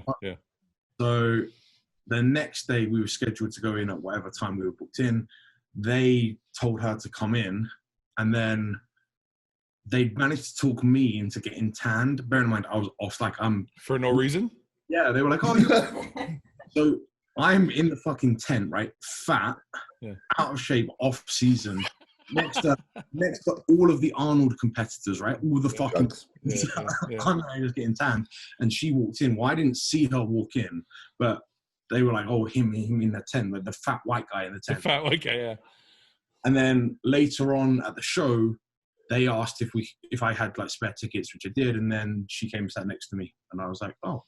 And I was with Rebecca Andrews. One of those? No, do you know what it was? Yeah, and I was with Rebecca Andrews, right? That's the videographer. Yeah. And so Rebecca's this side of me. Then they sat down for the night show, and I was like, "Oh, hi, nice to meet you." And I turned to Rebecca and went, "Oh my God, I nearly kissed her." Like, Yeah. It just knew. I went like that. Felt it. I nearly like leant in and just like fuck it, and I turned. Did you smell? Did you sniff? Like, when she was tanning you, did you already feel it then? No, she wasn't. One of the friends was tanning me. Oh, but I thought you said they called her in to tan you. They called her in whilst I was getting tanned. So the first time she ever saw me, I didn't see her. I had my back facing away, so I'm like this. She saw your bare ass. Yeah. She was just checking to see if you had a nice bum. Yeah. That's not fair. That's not fair, though. She got a sneak peek ahead of time. Yeah. Nearly a full frontal. Yeah. I met Summer. She was working at Muscle Tech, and I was one of the athletes at Muscle Tech. And we had to go do, they were selling a product at the time called Nano Vapor. I remember that. So I had to drink the Nano Vapor and then get an MRI done. And then it would show like what the Nano Vapor actually did in your body, which was pretty cool marketing, to be honest. But she was the lead marketer on that product. So I flew to Toronto and met them there. And then we flew to Montreal and did the MRI there or Quebec City, I think, and did the MRI. And I was a cocky dickhead. So but I saw her and I was like, no, when I first saw her, I didn't know she was going to be there. So I was wearing like sweats, like my hat backwards, just big shitty, like supplement t-shirt. And I saw her and I was like, oh fuck, she's hot. But I'm like, that kind of girl will never go for a guy like me. Cause I had just been like, the previous girlfriend was a stripper and also a competitor. And I'm like, I kind of thought that was my genre. Yeah. That's what you get. So I didn't think like the wholesome smart girl would go for the meathead, right? Yeah. So I just didn't talk to her. I didn't say shit. I was like terrified of her. Next day we come back to do more testing, but I came back like dressed up. I had like my hair done, shit, like cologne, the whole bit. Yeah. So I chatted her up a little bit, and then she called me with the results like 2 weeks later, and I'm like, you didn't really have to call me with those results. She's like, nah, I just wanted to talk. So when she called me back, we hooked up. We went on our first date and shit, and it was all fucking history from there. How old are you? I was 27 when I met her. But it also says, what was biggest regret? Your biggest regret? Your biggest fuck up in your relationship? I haven't really made many. I smashed my ex-girlfriend's car into pieces. on purpose? No, I was driving and it was when I was a new driver and I was listening to a band called Cover Drive. It was really girly. Yeah. Do you remember them, Ben? No. Oh, Cover Drive. It was like a Bayesian band. It was funny. And I was really confident driving because I just passed. Well, I thought I was confident. I had the music up really loud. So I wasn't even paying attention to the driving. And I literally went over a roundabout and got smashed from the side. That wasn't it, though. I raged out and I reversed from the roundabout and went into a pole. So I smashed the side of the car up. Car was still working and I reversed it into a lamppost. And then I had a hole in the back. So I smashed it twice and it was a write-off. And I had to drive it all the way home to her. And then something even worse happened. Another time I took our car to go to, I was going go-karting, racing. Yeah. And I hit two cars up the arse on the slip road coming off the motorway. And instead of actually waiting by the car and like making sure that everything was all right, I pushed the car into the roundabout and I got in my friend's car and went to the go-kart track. And I came back and my car was gone. And that was half hers as well. And then I had to get it out of the pound and pay for it. How old were you when this happened? Fucking maybe 20. I was just going to say, you must have been young and fucking stupid. Yeah, I was, mate, listen, I pushed the car off the road and just thought, fuck it, I'll leave it here. Holy shit. Literally on a motorway, like a motorway roundabout. My bum bastard. My biggest fuck up was breaking up with Summer after we met. Why did you do that? A year after we were, because you know what? Remember I said to you earlier, I thought she was like the smart, like never would go for a meathead kind of girl. Did you have a doubt moment? No, we were together for like a year and I was trying to pretend I was like this wholesome. Yeah. Yeah, that guy. I was trying to pretend. And I'm like, it's just not working because you can't pretend to be somebody you're not. No. So we ended up falling out. We broke up for a year. And then when we got back together after a year of being broken up. Wow. But I was myself when we got back together. And then everything was way better afterwards. Cause I'm like, cool. Can't pretend. No. You missed the strippers. What's that? You missed the strippers. Need a little. Trust me. Trust me. One more go on a stripper. I was like, one more go around and then I'll go back. No, no. No, it's amazing. In that year off, I realized what a fuck up. There's not, especially for guys like us, there's not a lot of fucking good girls. No, not suitable for us. And I'm not saying that like there's no disrespect to any women out there, but we're not easy to be with. Exactly. That's the thing. So and for them, yeah, you need to find like the special person that can deal with like our shit. Yeah. So I feel bad at the minute. Like I was whining like a bitch to you earlier. Yeah. This has just been like, it's been hard for her. She hasn't she's not said a thing. She's just like, you can do this. It's fine. And I'm like, I'll keep apologizing. I'm like, I'm sorry. I hate being like, I'm just despondent at the minute, right? I'm just quiet. Yeah. And I'm like, we're getting to bed, and I'm like, I'm really sorry. I'm just beat up. And she's like, it's fine. Yeah. Like, it takes a special. Yeah, there are other girls that couldn't manage that. Because it takes a special person to disconnect and not take things personally. Yeah. And I think that was also part of the reason me and Summer had broken up after that first year, because I did a show. And when I met her as an off season, we were eating pizza and pasta and fucking hanging out. And then all of a sudden I started dieting and it was all gone. Yeah. And I turned into this like really quiet, like asshole guy. And she's like, who the fuck is this? Yeah. And she took took the first time. Yeah. She took it personally and she didn't know that like, that's just it. Yeah. But then once she understood, she just disconnects now. She knows like when I'm dieting, if I'm in a mood, she'll just be like, whatever, I'm going to go do my shit. You do your shit. Come talk to me when you're normal. You know, I learned a lesson as well, like from a guy's point of view. Don't date a girl who's in a prep, because she don't look like that the rest of the year. Fucking lie. That's quite true. That is quite true. Don't date a girl in a prep. Yeah, because they all. I would never want to date a girl in a prep anyway. That's a high maintenance relationship. It's a mad headache, that. Yeah. Sometimes it's an easy fit, right? Because you're going to the gym, she's there all the time. It's like, an easy fit, yeah. Easy. And then she's like super lean. She's like doesn't make up all the time because she's like getting ready for a show or something. You're like, oh, this girl's hot, you know, she's good. When you're young, it's attractive. And then 3 weeks after the show, you're like, holy shit, you ate everything. You can't eat what I do. Yeah. 100 pounds. I would say that. Imagine how they feel about us. Well, it was fun. It was fun in my early 20s. It's just not. I don't think it's ultimately what I wanted my wife to look like. My wife and my life to look like. Yeah. I don't want to marry a fucking female version of myself. No. Like I'm happy with Summer being like a completely different person because it makes us. You need to bring something different to the table. Well, it balances. What's that? When she dyes her beard, you're like, stop copying me. No, it's just. No, it's like, it's nice to have like, you know, I'm obviously the meathead and she's very like the porcelain dollish kind of person. So we're very different that way. So I don't know. I don't think it helps. I shouldn't say that because there's a lot of couples that are together and compete together and everything. They're very happy, but it wasn't for me. I find that personal. If you can do that, then that's great. But if I'm not, it's hard. If you can do it, like you said, if you can do it, it is great because it's very convenient. Like you're both cooking the same food. You're both going to the gym. I couldn't do it myself. I find it boring because I'm like, I've got nothing to talk to you at the end of the day because I don't want to talk to you about your diet or your training. Like that's what I had Luke for. Like Luke and I would chat about that shit. Yeah. I'm like, I want to know today at work or this or that. Like have something else going on. Yeah. I agree. What do you feel is the best way to make a living in bodybuilding nowadays? At what point do you feel it is safe to quit a 9-to-5 job to pursue bodybuilding? It's an interesting question.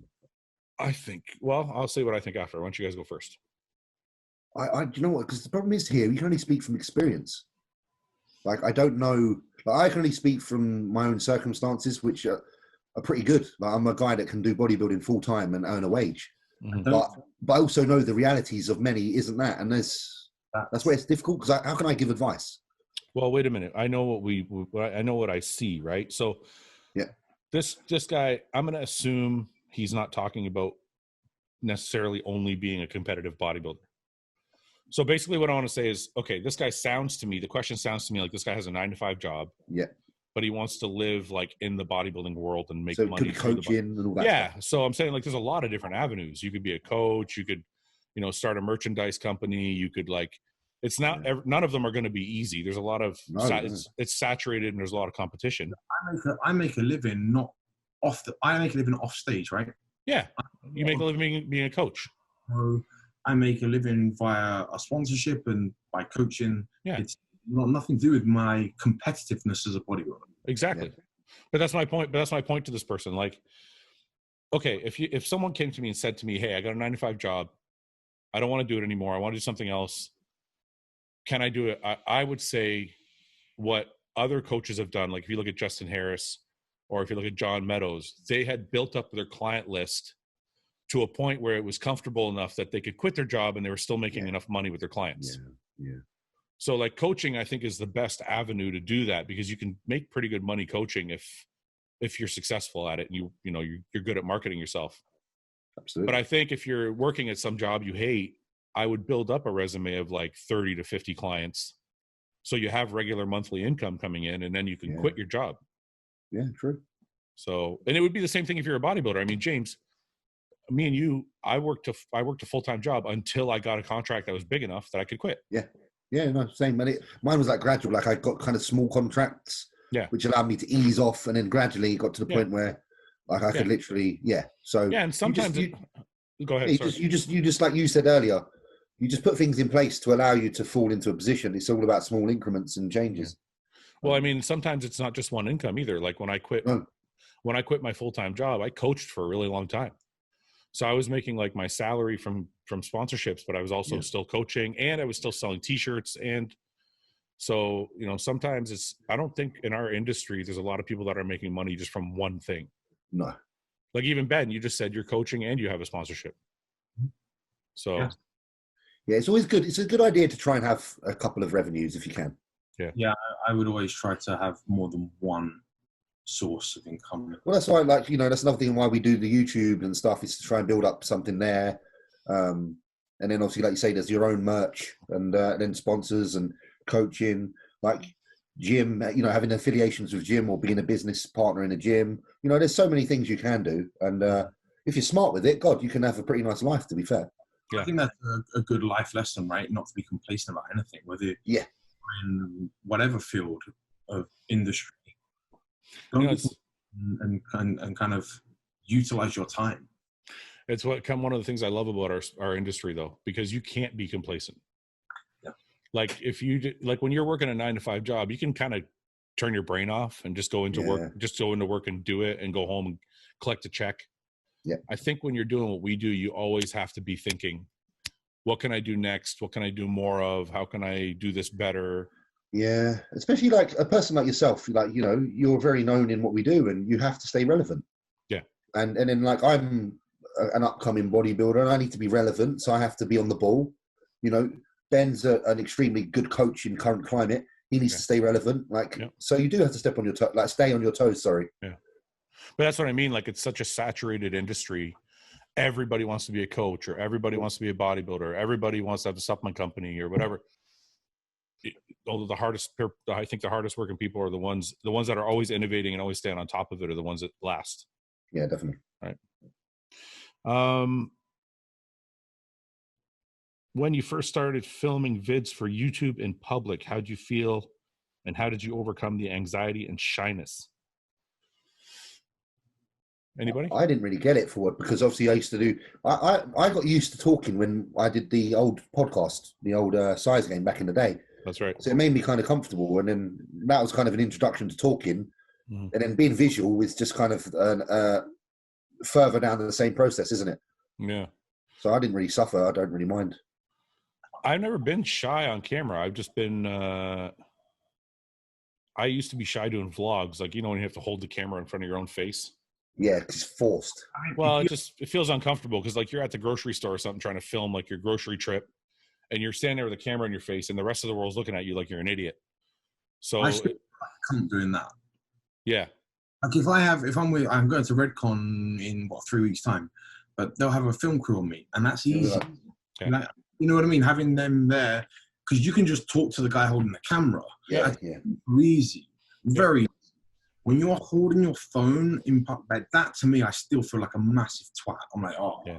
Because you kind of think that you're, because there's a lot of people out there that, not in a rude way, well, in a rude way, there's a lot of people out there that do that shouldn't, that haven't done fuck all. And that's why, like, you feel like, am I just being one of them? Yeah. Like, am I being a tit, just getting my phone out and talking to nobody? But the truth is, we're all talking to somebody. We are. Yeah, yeah. But it is hard to accept because I'm kind of judgmental on some people that do it that I know have like absolutely no reason. And that's, I don't want to sound like a bastard, but you know, you got like 3 followers. Yeah. And you're like, hey peeps, just vlogging my, you know, today's whatever I'm doing. What's up, everyone? And it's like, yeah, everyone. You mean, you know what I mean? I don't know. I can go on forever about it, but it's easier. The further you climb in this game, in this industry, the easier it does become because you know you are actually talking to an audience. I'll say this. Right? What's that? You have to start somewhere, though. Yeah. So I'll say this. It's like so one of the rules to anxiety is, like, everyone's heard the saying, feel the fear and do it anyway. Yeah. It's exactly the same thing. Like, for example, when I started the podcast, I'm not good at talking to people. Like, I'm not. Like, it's part of my anxiety. But so every time I had a guest on, and it still happens, I would get nervous. I'd be like, oh, fuck, I got to have this guest on. I got to talk. I got to make it last an hour. I'm like, I don't want to sound stupid. I don't, whatever, right? So, but once you realize it's your livelihood, you have no fucking choice. So if you want to make it in the industry, social media is part of what we do. It doesn't matter if you're scared or not. You have to fucking do it. That's kind of how I look at it. So when I'm at the grocery store and I'm holding the fucking thing in my face and I'm like talking and people are looking at me like I'm dumb, all I'm thinking is, people want to see this. It's part of my brand. It's how I make my living. I gotta do it. I gotta do it anyway. Yeah, exactly. Do it for the fans. That's what you're thinking. What's that? In your head, are you going like, do it for the fans? No, I'm not saying it. No, I don't say ever say that. I don't even like the word. I don't even like the word fans. I say supporters. It makes me feel better. Yeah, I get it. The word fans feels so fucking pretentious. I'm like, I just can't bring myself to say it. Let me see here. This guy wants to get roasted. Are we going to roast anybody anymore? I kind of don't like doing that. Here, let's take a female question. How do athletes, new and experienced, find a good coach? Have you ever had to break up with a coach mid-prep? Break up. So let's take the first part of the question is, how do athletes, new and experienced, find a good coach? Can I say the first thing is credibility? Like, find somebody who has people on their roster that, not just that the coach looks good, because that doesn't necessarily mean anything, but that their clients look good. Right? I agree with that, but there's also some of me, and it comes from experience and working with some high-level coaches. Some coaches will have favorites, right? And they'll be high-level athletes. And what they get from that coach is very different from what you'll get from that coach. Yeah, I agree. I see that. Communication, I think, is my telltale sign. That's, if I reach out to somebody, I instantly start assessing how they communicate back with me before I've given them any money, right? That tells me a lot about someone. You can have 5 coaches and they can all know everything in the world, but if only one of them knows how to communicate that with you, or is willing to make the time for you, right? Yeah. So knowledge and reputation and credibility are important, yes. So wait a minute. I think what you're saying is like, and I'm only going to use this name. Please don't. It could be anybody. Let's say you take Hani or Chris Aceto or any of the top coaches that are like have the biggest names. If you're like a new lifter or level 1 guy and you pay somebody $5,000 for the year, what you're saying is basically don't expect to get the same treatment Phil Heath's getting. Yeah. Okay. A lot of the time, yeah. So it might almost make sense for, if you're a new guy coming up, it might almost make sense for you to use somebody that you know you're going to have access to rather than use somebody who has the biggest name. Yeah, there's a lot to be said for someone trying to prove themselves. Yeah, 100%. I agree. And if you're, again, it depends on your level. So if you're James, you're not going to go and sign up with somebody who's trying to prove themselves. But if you're trying to get to the national level, right, win a local show, qualify for a national, maybe you pick a guy that's got a good reputation locally, communicates really well, and he's trying to prove himself. Yeah. Maybe. I don't know. Well, and there's nothing to say that that coach isn't going to be great. What comes to mind right away, and I could be wrong, so again, forgive me, I'm not trying to offend anybody, but Derek Lunsford's coach is not anybody like super well known, is he? Not really, no. As soon as you started that sentence, I instantly thought JB Prep, right? Is that what his name is? Yeah.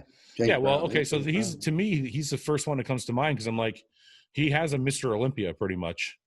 Like Derek Lunsford could be a 212 Mr. Olympia. Oh, yeah. You don't think so, Ben? Bonehead. You don't think he could be a 212 Mr. Olympia? Until he wins it. You're losing all credibility with me in a heartbeat.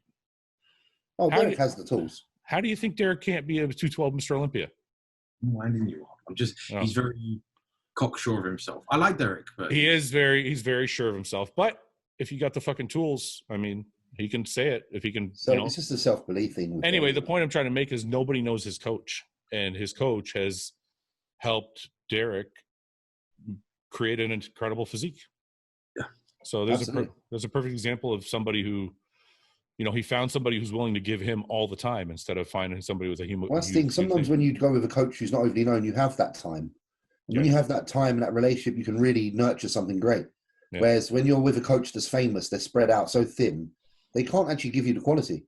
Yeah. And that's where difficulties lie, because I've experienced that myself before. And, as much as you want to work with the person who's supposedly the best in the world or whatever, if they're spread thin, you're not going to get the best of them.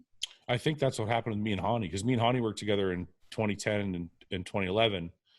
And 2011 was one of the best looks I ever had. And he's an amazing coach. But I think in 2012, he's just so busy. I was like, I got to find somebody who has a little bit more time for me. Yeah. So it was one I wish I had never left because we worked together so well, but he just didn't seem like he had the time. He had a supplement company and, he's got a whole bunch of, he had better bodybuilders on his roster to worry about. So. Yeah, I hear that. Yeah. It's one of the reasons I started taking on clients for myself, because the workload became, I was like, I can't deliver. Yeah. I could have kept like just taking people's money. Yeah. I even said to a guy, I'm not taking you on until at least next month, because I've got my to-do list right now is too big. Can I make a suggestion, James or Ben? Yeah. What happens if you make a tier system for clients? See, I've thought about this, because I charge the same rate, right? Whether you're whoever you are, because it's me being lazy. I don't have to remember a difference, right? You can be a pro bodybuilder or you can be an amateur, and if you text me at any time of the day, I'll respond, and I can just treat everybody exactly the same. Okay, but that's number one client, right? And that's the attention I give to everyone. I know, but I'm saying your business model could be greater if you created a tier system. Because what you could do is, what do you charge a month? Like $250 or something like that? 200, 300? I don't know. Let's just say it's $200. Yeah, 180 for the full coaching. Yeah. Okay, let's say it's just round it up, $200, right? That's tier one. They get all these things. They get your phone number. They can text you. They can, they get their check-ins, the whole bit, right?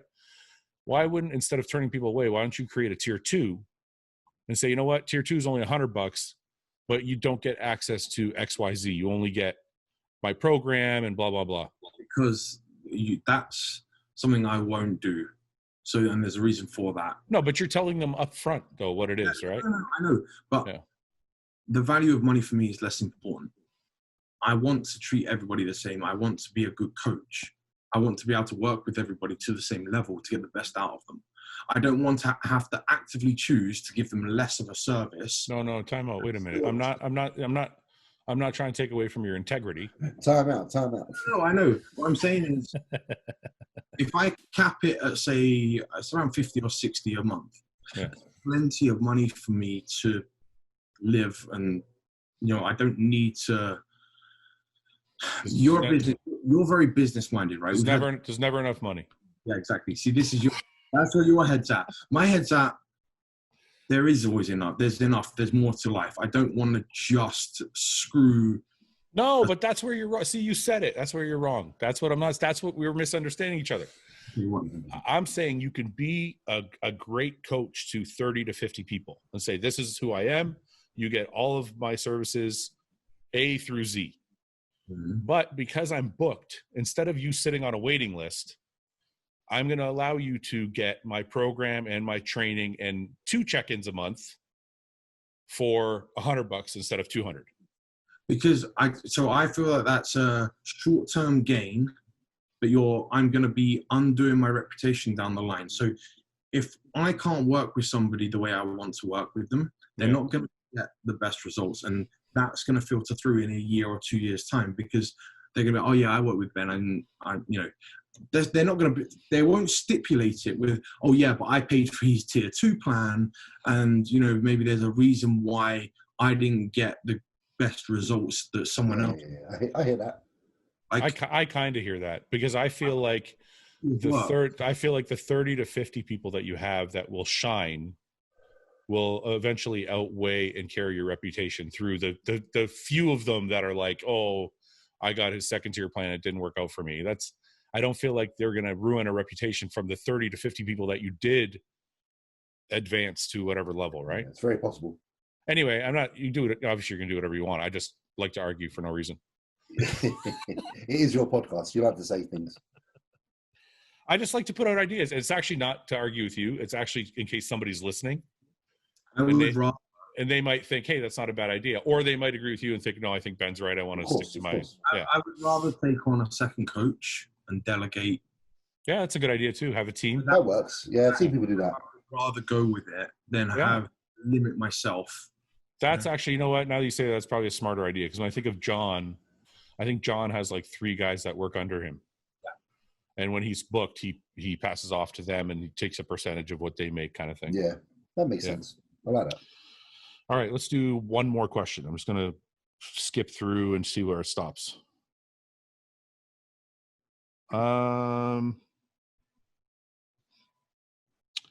If you had the chance to become and achieve everything that Ronnie Coleman did, doing everything he did, and still end up the way he is now, would you do it?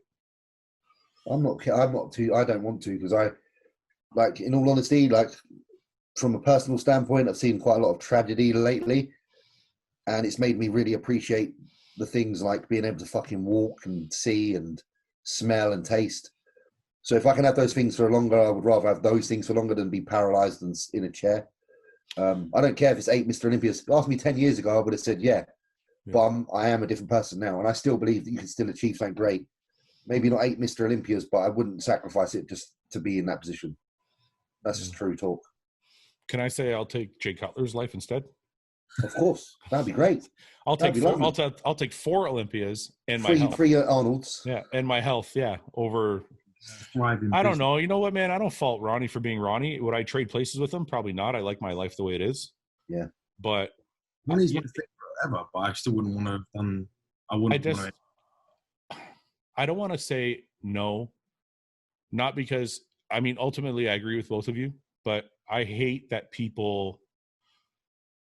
I don't know. It's like they use it as like such a negative thing. Like, oh, look at Ronnie. He's hurt. It's almost like they're happy that he's hurt. And they're like, oh, look at you. You won 8 Olympias, but you suck. Look at you. Can't even walk. Like, it's almost like they take, they revel in it a little bit. He's the ultimate, he's like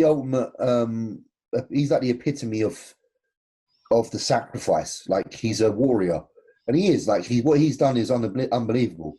And it's just whether you want to be that guy or not, and some of us just don't. I wonder. I like I said, I agree with both of you. I don't think I would want to sacrifice my health for the Olympias, but at the same time, he's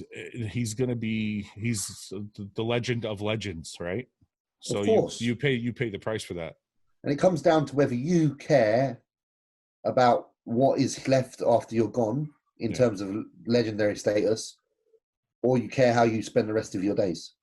So I think Ronnie is, like you say, the best of. In my opinion, he's the best of all time, right? Yeah, me too. Number one. But then his, like James said, his sacrifice has now been the biggest of all the greats, right? You compare him to, say, Jay, Phil, Dorian, Dorian and Jay have it made right now. Yeah. Well, so does Phil. Phil has it made. Phil's the healthiest of all of them, probably. I think Jay's probably got it sewn up the best. Jay's probably had the best. Yeah. Business. Yeah. He's super well. Like he's the spokesperson. He is the man. Yeah, Jay is the man. But he's not the GOAT, right? He's not. The stage GOAT. Yeah, no, he's not. Yeah. I think that's where Ronnie, like you said, I don't feel like, it bugs me a little bit that there's that, to be there, you have to, there's that negative element to it. I just wish people could leave him be. Like this question, and I'm not faulting the person who asked the question. Yeah. Just this thing keeps coming up. Like it's like I said, it's almost like people enjoy the fact that he's hurt himself, so they can point and say, "See, I told you. You can't do that. You can't do this. You can't. You shouldn't have." And I'm like, nobody was saying these things when he was crushing everybody. I think a lot of people use that as a justification for them not to push the limit. Right? Yeah. But what I'm saying is when he was climbing through those 8 Olympias, none of these people were saying, "Oh, Ronnie sucks." So they're all on his nuts. And they're like, everyone's playing Monday morning quarterback now because they're like, "Oh, look what happened. I wouldn't have done what he did." I'm like, are you kidding me? When he was traveling the world and getting paid $20,000 to guest pose per fucking guest posing, any one of you would have traded places with him. Anybody would have traded places with him. It's only people saying that now. The question, the way it should be asked is, if you could pretend you were Ronnie Coleman in 2001, would you trade places with him? Yeah. Because every bodybuilder, like in a bodybuilding sense only, not life, would be like, I would trade places in a heartbeat. Yeah. They're not. The only reason people are not now is because we know the outcome, but you never know the outcome when you're putting your whole life on the line for something. You don't know what the outcome's going to be. So now we can't fault him for it. That's why you need to respect him though, because what's happened, because of the amount of, because of everything he poured into it has led to this point. And it's, it's not, he's still the legend. And like, he will always be content knowing that he is the best of all time. He knows he is. And that's what he wanted. And he did that knowing that whatever happens, I don't care as long as I get that. So then you can't be mad at him. Because he's not mad at himself. Let me ask you this question. You think if you asked Ronnie in 2001, if you said to him, "Hey, you got 3 Olympias. If you keep doing what you're doing, this is what's going to happen to you. Do you still want the other 4 or 5? I think Ronnie would have wanted him. He seems to. I think that's just Ronnie. I think he honestly wanted to. He is not happy leaving this earth without a legacy that is greater than anything. He was so determined to leave that legacy. Yeah. So whatever happens to him, he's content with knowing that he's set and done what he done. If you'd asked me that question in 2001, do you want the other 5? I'd have been like, let's wrap it up here. Yeah, I would have sleep for a little while. Let's have a nap. Yeah, but you know what? That mentality, I think that's why Ronnie got the other 5, and we would have never got the first. That's why we don't have 1, right? Because he's got that mentality. That's why he had. You've got to be different. You've got to be different. That's why different. That's why I feel like the question is bullshit. Because without his mindset, you don't get the first one. Yeah. Oh, he was nothing before, like, as well. It wasn't like he was always on the path to get, like, I don't want to use Luke but Luke in a lot of people's mind was set to. Yeah. Ronnie wasn't that. Yeah, Ronnie wasn't that. Never that. No. Ronnie was perennially like people thought of him as a second-tier bodybuilder. Second-tier, tier 2, He was right behind, like, the Kevin Lavronis and Sean Rays and all that. And then he exploded. But I just, it's, people are like, oh, he should have thought of things differently. But the way he thinks is why he was as great as he was. So it's, you can't, it's like Paul says to me all the time, right? I'm kind of a dick. And Paul's like, the same things that make you passionate are the same things that make you a dick. It's the same. Those same traits are what make you successful, are the same things that hurt you. And that goes for Ronnie. Like the same things that put him in a wheelchair are the same things that made him the greatest. Yeah. Yeah. So those qualities are. And that's the thing. But that's like anything in life, isn't it? Like when you exert serious amounts of energy into any one given thing, there is consequence, and it's just whether you don't mind the consequence or not, because you want what you want. And Ronnie wanted what he wanted. Everything costs, right? Everything costs. Nothing's for free. You know what I love about this? This is my hashtag. You guys just talked. This is my hashtag in a nutshell. Just sacrifice without regret. That's what it is. It is. No, it is, honestly. Because you're going to put in everything into something, and it doesn't matter where you end up. You're going to put it all there, and it might end up bad, it might end up good, but it's all going in.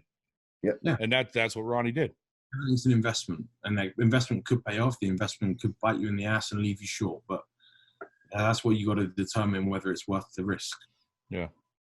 What's this lighting? What's this lighting you got going on, James? It's very mysterious. Like half your face. I don't know today. Do you know what? It's because my telly wouldn't do what it normally does. It wouldn't go white. So it keeps, look. I don't know. It's weird. It's like half Two-Face. Harvey Dent. I think next week. Are you guys on with me next week? Are we on what holiday? No. Are you on here next week with me? Oh, if you said holiday, I was like, no, I don't think so. No, are you coming back next week? Mate, if we're free for you, you know that. I think we might have a fourth guest joining us next week. Is it a secret?